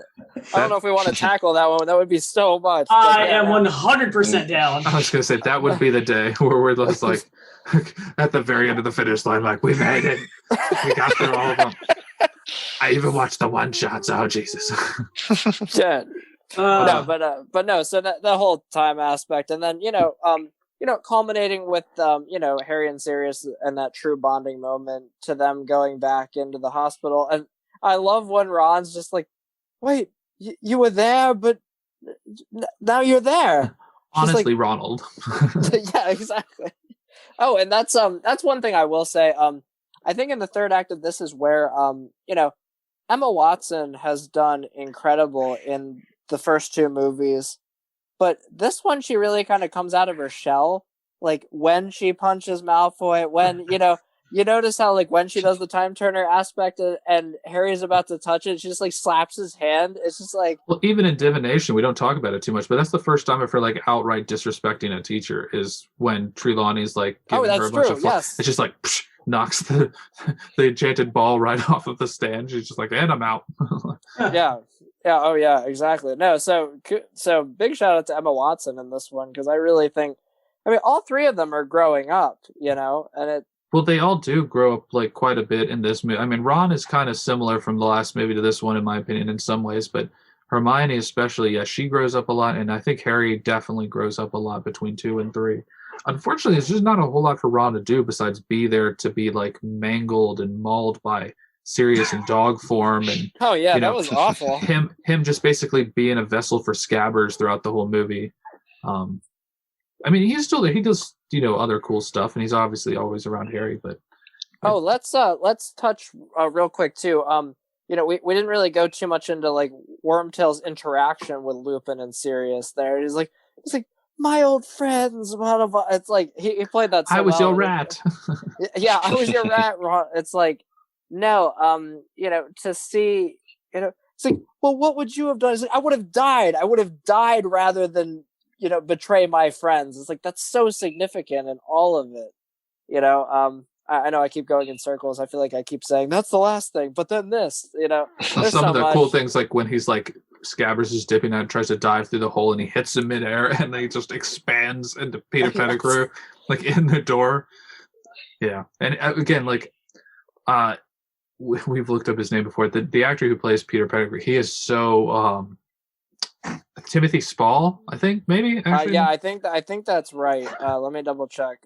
But yeah, no, he just like looks and plays that role so well, and like he's such a good actor in like almost everything he does. But like just kind of like that, like being the mouse kind of guy. Like he was clearly the rat was kind of his Judas persona from the very beginning. The way he kind of like McGonagall talks at one point about how he just kind of followed around James, Sirius, and Lupin. He just kind of like followed them around. They kind of just accepted him by default. But how was he ever made a Gryffindor? That's always something that like even when he saves even when he has that moment where he saves them in the end, like it's like, come on, you're still a rat. Yeah, no, Pun intended. he's a kind of like brave, but for all the wrong reasons. Like, I don't ever see him being brave. In his mind, he's being brave for himself, like having to I don't know. I could be totally wrong. Maybe people took it differently, but that is just very in character for him to be like, like, I don't know.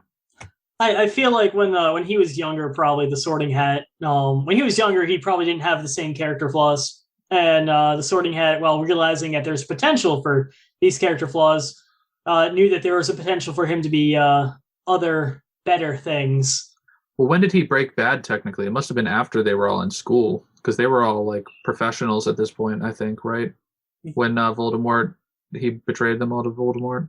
Yeah, Wormtail was in the Order of the Phoenix, like the original Order of the Phoenix. If you look back to the photograph, yeah, he was converted sometime post Hogwarts and everything, so his house and all that kind of stuff would not necessarily have determined it. And correct me if I'm wrong, there were plenty of Death Eaters who were not from Slytherin, right?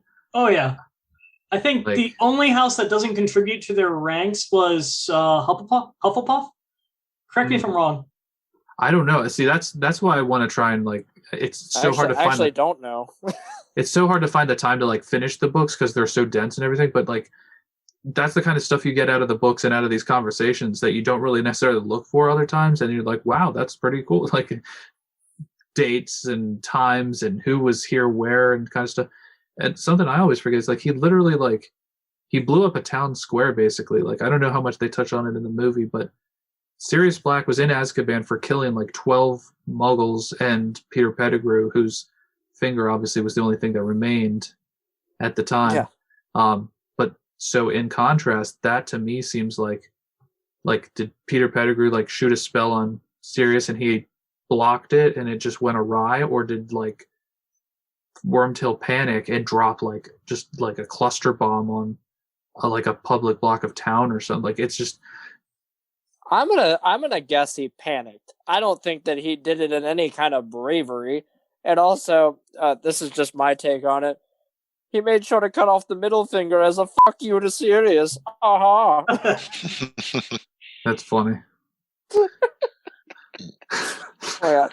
Although Dumbledore did say at one point, asshole. Yeah, exactly.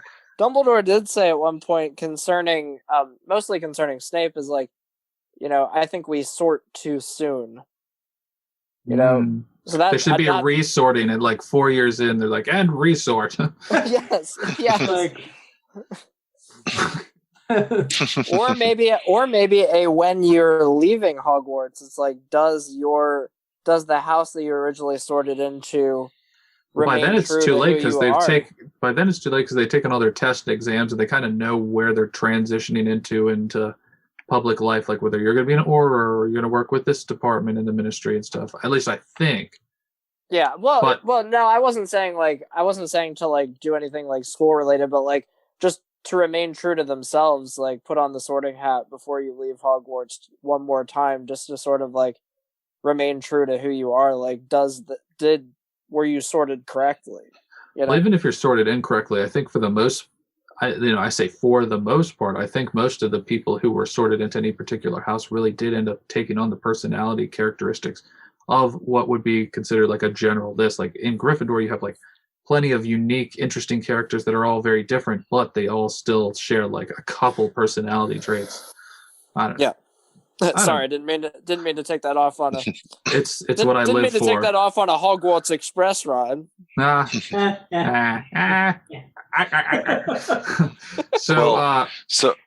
Just real quick, I wanted to take it even one step further, just relating it back to the third act of the movie. I don't want to like dive too far into this. We don't have to, but I just want to get your guys' opinion on this. So, with the whole time travel aspect of this movie, one thing that I've like never really been sure of if it's a plot hole or not, but like, so when Harry and Hermione go back in time, they're essentially no longer in the reality that we first started out in. They have gone back in time, leaving everyone else to continue in that reality. Are you with me so far? Yes. So yes and no, because I think of it more, instead of like any sort of branched reality with this, I think of it more within like a loop-de-loop type thing. Like, okay, but here's the thing though, like only Harry and Hermione go back. So after they go back, Ron is still there in the hospital, which is why he's like, how did you get there? You were just there. Like, that time has passed. So with that in mind, like, are Harry and Hermione in a different reality than when we first started? And if so, then like, what happens to that reality without Harry Potter? It's fucked. Like, Oh, God. Well, see, here's the thing. Let me add one more thing. In the fourth movie, they need the blood of the enemy, which in that case is Harry, to resurrect Voldemort. So if Harry no longer exists in that reality, does Voldemort ever come back? Or is there a different enemy and there's just like no Harry Potter and like no one around to save I think the day? that one is way too into the weeds. I kind of, understand it as because during their first run through of the timeline, Harry and Hermione were there. So no matter where you pick it up, post them going back in time, there's always Harry and, you know what I mean? Because they showed up at the right time, there will always be that. And in my, again, we get really. Well, that's why I don't want to dive. My brain hurts too much when I talk like, quantum time skipping and stuff. I watched all the Back to the Future movies recently, so like they're so fresh in my mind. And like, so is time travel. Yeah, there you go. How did they do it without a DeLorean? I love like plot holes and like just like theories on like what could possibly be like so much. That's why I just wanted your guys' opinion on, because like most people are kind of like, I don't know. Well, the way I explain it to myself in my head, and I could see it almost more visually than I can put it into words, but in my head it makes sense. More sense, I would say, than something like an Avengers Endgame or something like a Legends of Tomorrow, where like, or the Flash, where he's just literally butt fucking the timeline the entire show. Like, it's just like, what is happening? What are we? Earth 69, bro. Anyways. Well, anyway, food for thought. If you wanted to think about that and maybe explain how I'm wrong, or like, oh, maybe you actually might be onto something. I don't know if it's like so much being wrong so much as it's just an interesting topic to kind of like lose yourself in for like an inordinate amount of time. Just like, oh my God, what is happening? No. I enjoy trying to prove myself right, but I also enjoy trying to prove myself wrong at the same time. Well, if you're I feel like with that, we have to like put up a board on the wall and be like, all right, if they left here by this time here, and put the different like red strings to the various different points, like a crime scene. And this is why, to those of you listening, that we are interested in getting other panelists and expanding the community so we can get more opinions to prove how insane I am. Be like the Riddler and Batman Forever, just like with all the thoughts coming into my head. Yes. Right. Anyway, off topic. Go ahead, Spencer. Last question before we kind of just do our Austin's patented gush session at the end, because this movie is definitely, it's warranted. But before we do that, Daniel, start us off. The difference in direction is pretty apparent throughout, whether it's the set design, whether it's some of the tone and everything. But what, going from the first two movies, which are obviously one director, to this one, what are your opinions as far as like kind of the setting and the tone and just the characters and how they're portrayed? Like, did you notice much of a difference? Did you like certain aspects? Did you not like certain aspects? See, I'm not one of the people who notices like that kind of those kinds of shifts. Bless you. One thing. God bless you. Ye wary gentlemen. God bless you. Not one of the people who notices those kind of shifts. One thing that I did notice is that there seemed to be an injection of more comedy into this movie as compared to the other two. Really? It's like, that's what I thought. Just in very or maybe I just noticed the comedy more because I appreciate it. It's certainly more mature comedy, and it's very like dry-faced. Like, it's not like we talk a little about in like the second one, especially. There's a lot more like kind of over body acting to really sell these comedic moments. And in this, it's like, Marge being taken away as a balloon, is kind of hilarious, but it's also kind of terrifying when you like actually think it's like, what happens if she gets too high? Does she burn up? No, she'll pop. Difference in pressure. Just the air. Sorry, I didn't mean to like kind of jump in. No, it's all good. Actually, the scene with Marge and the balloon was just something I want to touch on just briefly. How like when Harry's walking away from the Dursleys' house, like he's just walking down the street, like off in the distance you can see her as this like little dot, and you can kind of hear like this far off just. It's kind of like, I don't know if anybody watched The Office, but like when Andy falls into the water when they're doing the Survivor games or whatever, and he's just like floating around the water. It's dark at night. They find him like over in the reeds somewhere. I was with a group called Dunder Mifflin. Like just other smaller ones, like, there's this one very minor scene where it's following the bird around campus and the bird just happens to get too close to the Whomping Willow. And I guess the Whomping Willow just eats it. I'm not even sure what happens. He flicks the living shit out of it. He flicks it so hard it disappears. And I'm like, okay, that's what happened. It's like, so just minor moments like that, or something that I thought, something that I noticed, I'm like, and so that made me think, okay, there's more comedy in this one as compared to the other two. But then again, like, I don't really notice when things like switch directors too much. Well, you will now, talking to us nerds. I was like, oh yeah, no, now I do. Now it's like, oh yeah, they switched Dumbledore. I'm like, what? Yeah. And the only time I ever really noticed when they switched directors was the latest Star Wars movies. That was the only time that I noticed, because it was such a huge divide. Oh yeah. Don't even get me started. No, don't worry. We'll get there.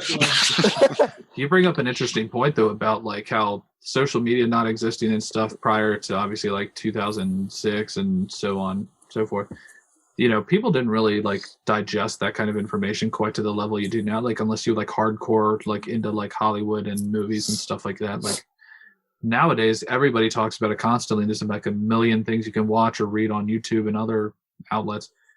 People might not have noticed there was all these changes back then. I certainly didn't really quite tune into it quite as much at the time. I kind of visually realized it, but it wasn't until much later that I was like, oh wow, and starting to pick up like, okay, well, what other movies did Alfonso Cuarón do, and like Chris Columbus, and like who are these people? What else do they do? And so you kind of go down those cool rabbit holes, find lots of new stuff that way.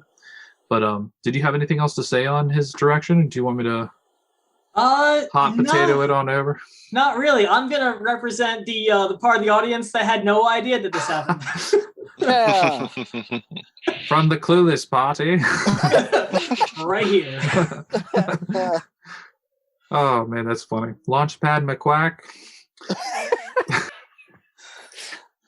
Evan, what do you think about the difference and one thing I'll say before I pass it to you just real quick is I thought some of the tracking shots were really cool. Like there's two in specifically. One is when Harry's talking to Arthur in the Leaky Cauldron, and they start from back of the table, and in one complete shot they go up, they walk around and have this whole conversation in one single camera movement, and it's so cool to watch. And the other one is when Harry's talking to Lupin on the island, or looking at the island. He lets Hedwig go.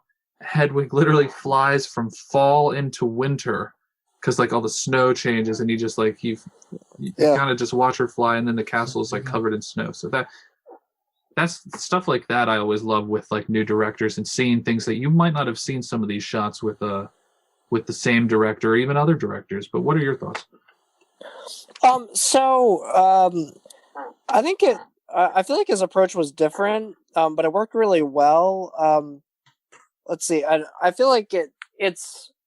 When Chris Columbus was doing the first two and everything, I feel like, he focused more on the relationships between, like family and the friends, and just like really focusing on that. I feel like in this, like, it focuses more on Harry's specific emotions and his kind of growing up. But also like, is a very drastic change in a lot of ways. Sorry you didn't notice, Daniel, but Okay. but as far as like the layout of Hogwarts goes, and at first I was very like against that, but also like this is in like the northern, like this is in the north where there's mountains and stuff like that. So the fact that Hogwarts has a layout with like more hills and it's like kind of a steep shot down to Hagrid's, like it actually feels more authentic, and they've like added things to the Hogwarts grounds, like that bridge that Lupin and Harry are talking on and stuff. And I like that layout sort of stayed because it gives Hogwarts more of a feel. Like I feel like in the previous two we only saw like flat ground shots, across to Hagrid's cabin and stuff like that. But honestly, I don't think that it was. Yes, it's a big change in comparison to those two, but it didn't feel so off by them presenting it in this way. And I really like the direction that Alfonso Cuarón, went with it. Let's see. And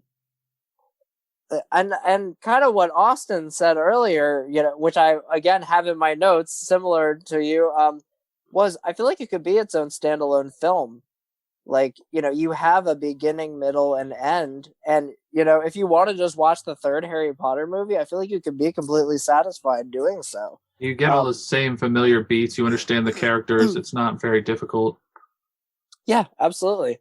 So it's very interesting. And, one scene that we didn't really talk about, thus far was the whole Buckbeak sequence. I think is just beautifully done. I mean, this is Hagrid's first introduction in being a Hogwarts, professor, because, prior to this, he had all of that, the expulsion and everything else, by the Wizarding World, like Hagrid was guilty of opening the Chamber of Secrets. Like now that his name has been cleared of that, he can go forward as a professor, and that's a really big move for Hagrid, which this is actually the film that we saw a lot of Hagrid because of the Buckbeak, sequences and stuff like that, but, not as much of him as we did in the first two.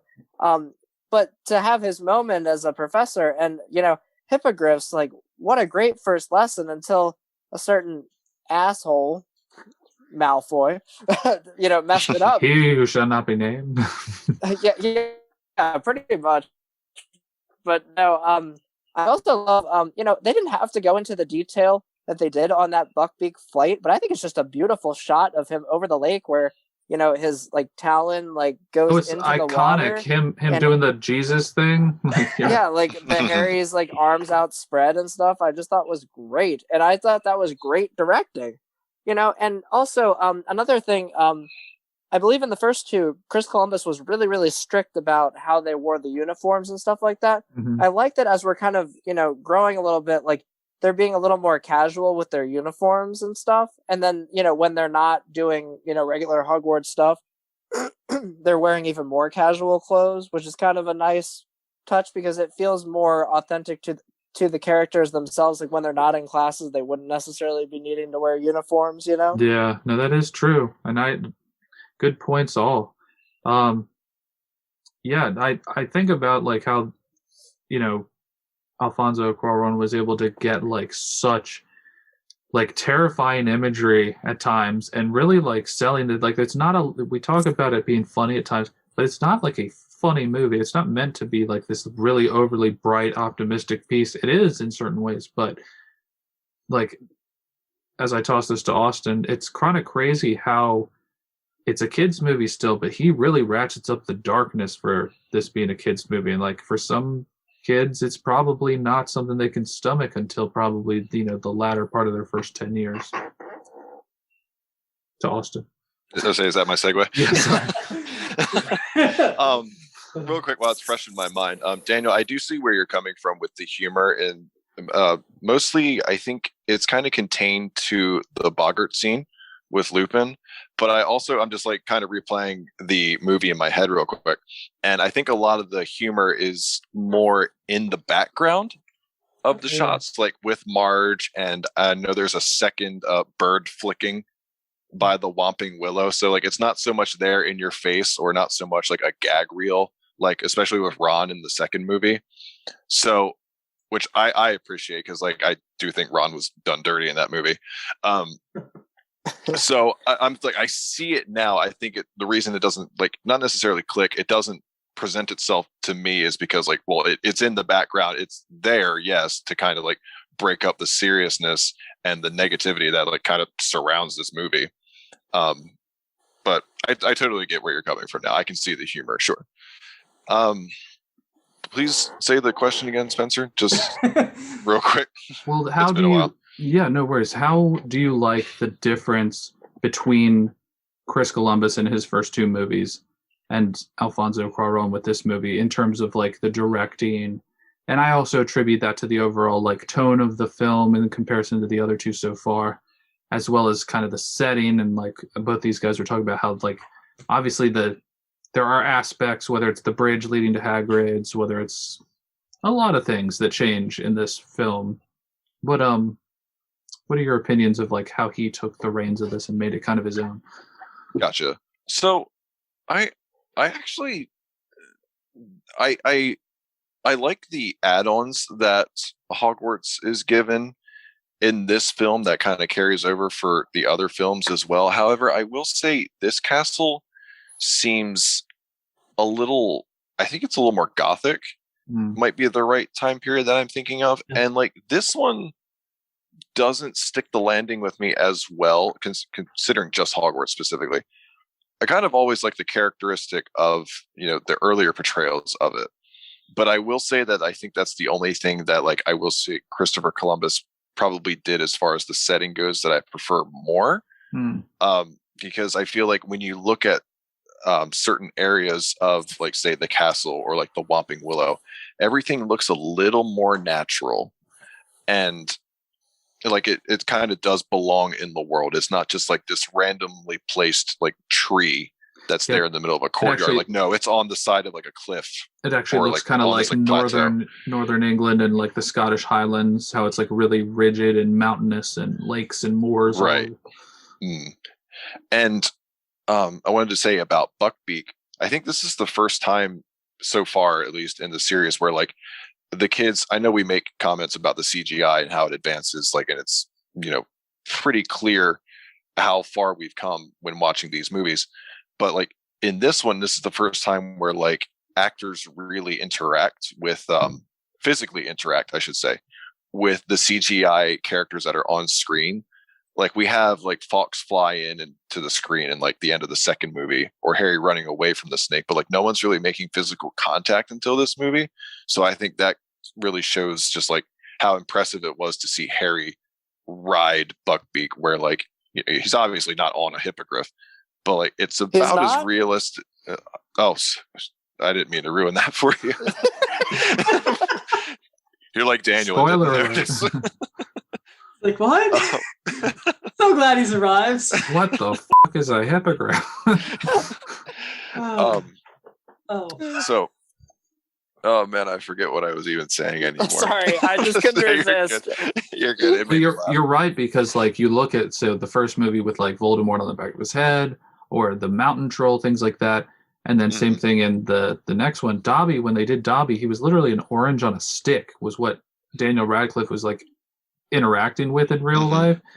But this one looked like, I mean, I'm not sure to what level there was like a practical thing that they were. There was a practical beak from what at least what they show in the like the not extended season. You know what I'm saying? The special features of and I think the DVD. Speaking to that point, it's like, or your point specifically, the flying around and the interacting and kind of the him bowing, the bird bowing, or Buckbeak bowing back, stuff like that. It is all very believable. Like it's not as apparent even in 4K and stuff as it used to be that, oh, this is CGI, this is not, kind of thing. It's more like it kind of crosses that plane of reality or like belief or whatever you want to call it. Yeah, I have no real negative things to say about like Alfonso Cuarón, like, in his direction of this movie. I will say that I think the camera in this movie is much of a character as the actual characters in it, where just thinking back to scenes from the first two movies in my head briefly, the camera seems to be kind of stuck in one place. Like it's just a singular shot of, say, like them, like with Fluffy, for example.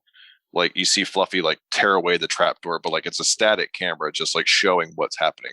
Where like in this movie, the camera are like following the characters, like in the Leaky Cauldron scene with Arthur Weasley and Harry. And then like the scene with the Whomping Willow this time around, like we get many shots of Harry and Hermione just getting the crap beat out of them, and like those tracking shots with them. So I think it just goes to show that, you know, the differences in between Alfonso Cuarón and Christopher Columbus.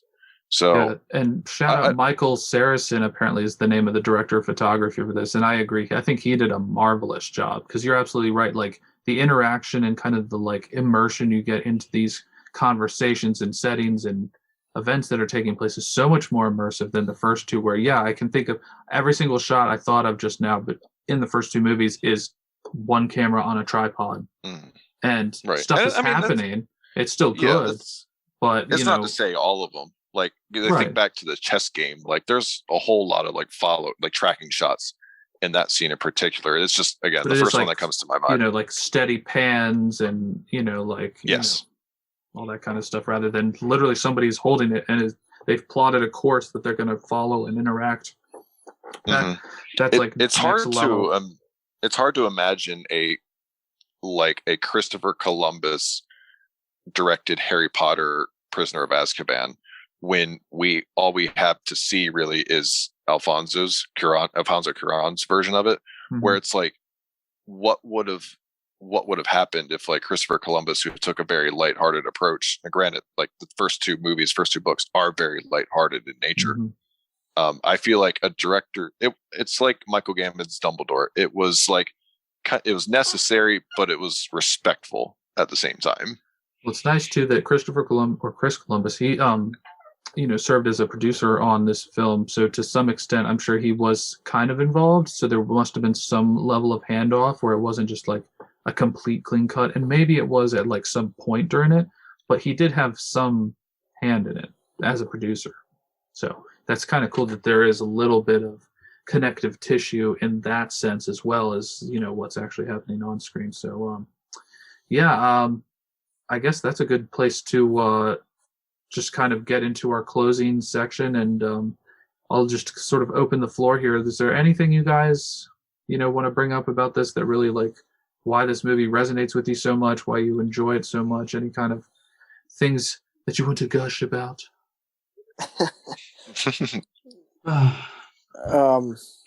Just, where do we start? I know. Yeah, strap in, boys. Well, let me just start by saying, in my initial rating, I feel like I had this movie like farther down on the list. I gotta put it higher. I gotta put it like maybe 2 or 3 on my, list, because it's just going back and watching it. It's just like, damn, this is so good. Was it you who was texting me like right after we did another episode last week, or at some point you texted me and we're just like, I just rewatched this. Oh my gosh, I can't believe I love this movie so much, or something. Yes, I did. One aspect of the Hogwarts grounds that I really wanted to that I thought was so prevalent in this one in particular. Do you notice the clock that they have, like that giant clock? I was like, because this movie, delves so much with time, I was like, that's so awesome that they added a clock as part of the Hogwarts layout, which I love that. Let's see. No, I'm thinking of the fourth, my bad. It's kind of like every shot or like every set piece like has a significance within this movie, which is like why it's highly praised as like a self-contained movie. Or a good standalone movie. They don't give you too much or too little. It's really cohesive throughout, and everything is setting up something else, which all pays off. Like, there aren't any loose threads that just kind of disappear. Like, even something as quick as, like, some people may not have noticed with it being such a dark shot, but of where Sirius shows up in dog form when Harry's waiting or I guess he doesn't even know he's technically waiting for the night bus to show up. Yes. Yeah. Like even something like that goes to the grim with Trelawney, and then throughout it's it's really enjoyable to watch just as an audience member and a film goer. It's like you see so many third movies in a series and stuff like that just are just complete garbage. Yes. Whoever they brought on who wasn't the person who involved with the first one or two, like, and they just half-ass it, or it just doesn't work out for one reason or another. But this movie just lands on almost every single spot, whether it's direction or acting or storytelling. It's setting and visuals and sound effects. I mean, the sound effects are pretty exceptional in this too. Like just throughout, like I think of Lupin when he's in werewolf form, and like when he's like, it's that creepy shot of him like walking through the bush towards them right before they start howling. So yeah. Oh, one thing too. This is the first time we see the Leaky Cauldron like used as an inn. Like we hadn't seen anybody staying at the Leaky Cauldron prior to now. Actually, you didn't even get a shot of the Leaky Cauldron in the second one because we just used flue powder to get to Diagon Alley. But one thing though that I just thought was very strange was, I guess that's Tom the landlord. In this movie becomes this sort of hunchback, strange. Like he's I'm like Igor from Young Frankenstein. Oh yeah, basically, like that is one sequence that I thought was very strange, and I didn't feel like needed to be there. Like it's very funny, but it's all he's like randomly chewing nuts, and I'm like, what is happening here? Well, it's great too because in the book, like I was looking at that, I was like, is that who they're talking about? And then they actually name drop him as Tom, but it was funny because in the book, it specifically said he goes in, he gives Harry the fudge, and then he leaves, and then he goes in and he leaves, and it's just like, this dude did not leave. He just talked around the whole time. Yes. Nuts. Would you like some nuts? Yes. And then but I do like that whole aspect of like you see the housekeeping witch, and she opens the one door. Housekeeping. You just hear this roar, which is like that. I feel like that really immerses you in the Harry Potter world.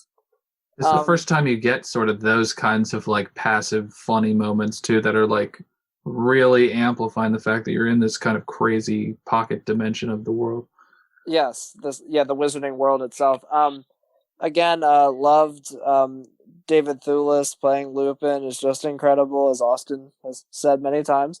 And then again, Gary Oldman playing Sirius and everything. Like I love this whole thing. And, we didn't touch on her too much, but Emma, what's her last name? I can't. Trelawney. Yes, Emma Thompson. Playing Trelawney. Specifically, like, let's talk about for the. Well, I just want to bring up, when she gives the prophecy, like that is perfectly done, like via the book. Like she gets a very serious voice on, and it's a completely different, it's a very creepy vibe because she comes out of nowhere. Like Harry's like, Professor Trelawney, and all of a sudden she just goes in, and it's like I get goosebumps when I watch that scene. But yeah, no, she's a great actress, and I think it's not obviously like it wasn't in my question, so it wasn't necessarily like a high point of the movie for me, not a low point either. I was just pretty much neutral on it. But I don't know, it was just something about her performance made it so it's like it's not boring per se, like because that could be a very like boring, just overly dramatic, like okay, I don't care, but she really plays it in this kind of pocket of acting where it's not like it's not too over the top, but it's still kind of like, what is this crazy lady talking about? Why does she have her feces in her hand? Absolutely. But I'll just say for the third, for this film of Harry Potter, this third one, I gotta raise my glass of butter beer to this one. Yeah, it's funny. I was kind of thinking about like the Defense Against the Dark Arts teachers we've gotten in these first three films, and it's kind of like they all exist in some plane of chaos when you think of like where their personality or like character types are. And it's funny because like the Quirrell ends up being kind of chaotic evil. Lockhart is chaotic neutral simply because he's just a giant narcissist and he only cares about himself, and through that doesn't really accomplish or send anything any worse than it already was. He just kind of exists. But then, Lupin, for the first time, especially as a Defense Against the Dark Arts teacher, but he's kind of chaotic good in the sense that he's a werewolf, and he's kind of unhinged in some ways, but he's so nice to Harry, and he gives him such great advice. And like, it's not, I talk about like chewing on bits of dialogue and stuff, and it's kind of that type of interaction. Every time Lupin's on screen, I'm eating up every word he says.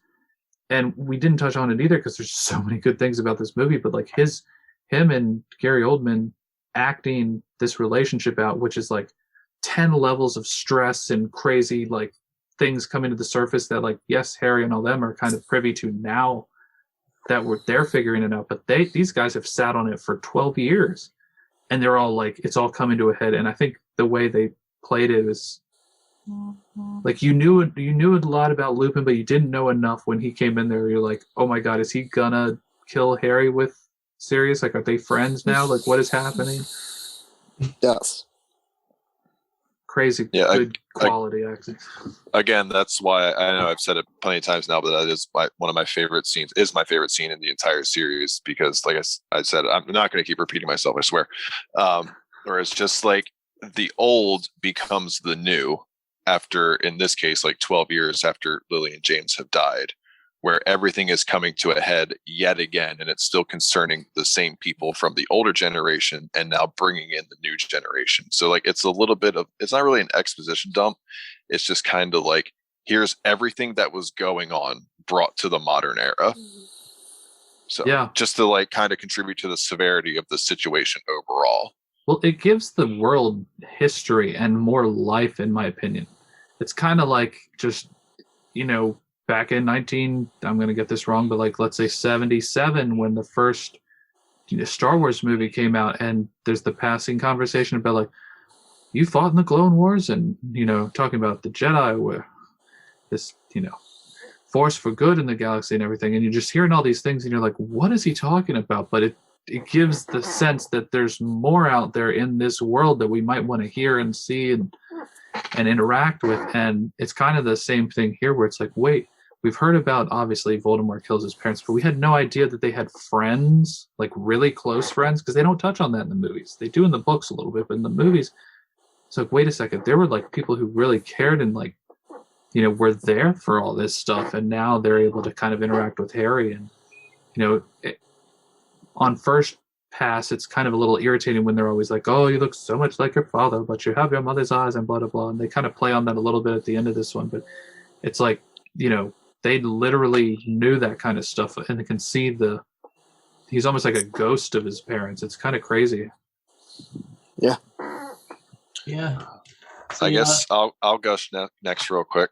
For me, this is the top. This is the top movie for me. It used to be Goblet of Fire. And actually, this one used to be kind of like middle or like lower tier on my list. I guess as a kid, I just thought it to be kind of boring back then. But as I get older and I start to think a little more critically on movies and appreciate not just like what's going on screen, but like what is actually going on screen and what is being said, it's just like, oh shit. This movie went straight to the top so fast. And it really is, for me, when all of my like most beloved characters, apart from like, say, like Gilderoy Lockhart, like really come into the picture and start playing their roles.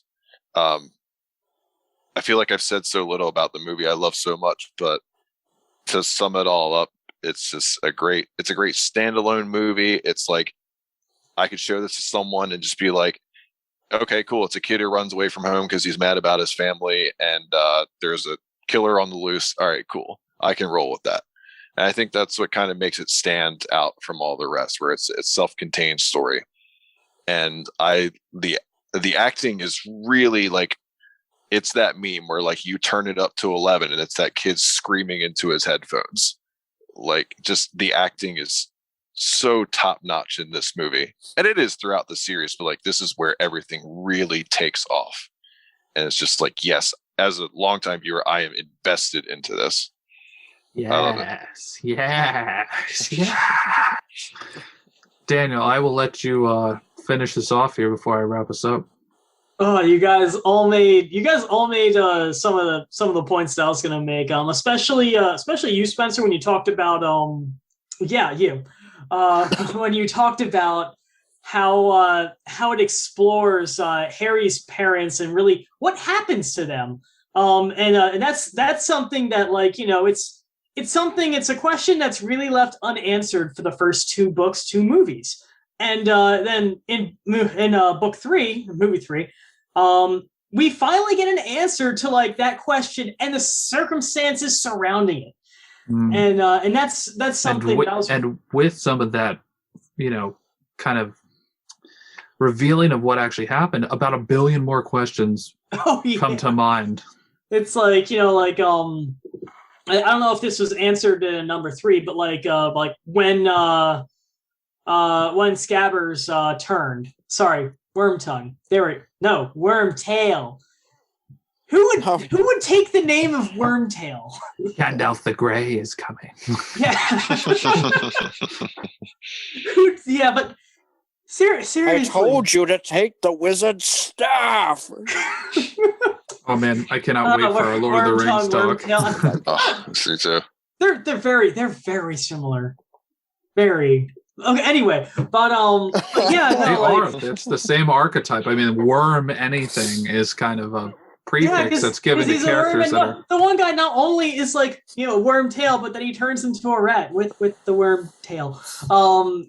And yeah, no, I loved getting answers to, like, those questions, you know, expanding upon Harry's parents a little bit more, expanding upon, like, you know, what really, you know, kind of what led up to Harry essentially being orphaned. And they go into much more detail about, like, why later on, about, like, why Voldemort targeted them. But yeah, no, I liked getting that. I liked getting that, like, you know, not quite closure, but, you know, a little more light shed on it. Well, we're 3 movies in at this point, and you would hope that they would start kind of giving us more of an idea of who some of the major players are at this point going forward, and what the kind of history and where we're going is, because it kind of answers 2 of those things in certain ways. Like, we don't get a very clear understanding, but they do allude to more on, like, they really elaborate more on the whole, like, Lily and James dying and being murdered for that matter, and the kind of, like, the ramifications and what kind of trickled out from that whole chain of events that happened right as Voldemort was kind of lost power. But yeah, I mean, I could probably talk about this movie just for hours and hours and still come up with great little things that I would pick out that I just absolutely adore. Again, one of the biggest things for me was the fact that on the night bus, the, like, voodoo head that we love talking about that we did at the intro, it's you know, it wasn't in the book. It was something that Alfonso Cuarón was just like, you know, that'd be kind of funny. Or somebody brought that up, and it was stuff that was added that totally worked, in my opinion. But anyways, thank you all so much for joining me, you 3. I love talking to you about all this kind of stuff, and I'm very much looking forward to us continuing this series because I'm having so much fun with it. I hope everybody listening is. Please like and subscribe. We are on Facebook. We are on Twitter. We are on YouTube and Anchor and Spotify and all the podcasting places. So please, wherever you feel like you can, if you would so graciously give us, you know, a little bit of love if you like what we're doing. If not, that's cool too. But I'm having fun. I hope everybody else is having fun. I hope you guys had fun today. I certainly did. So please like and subscribe. And until next time, be excellent to each other.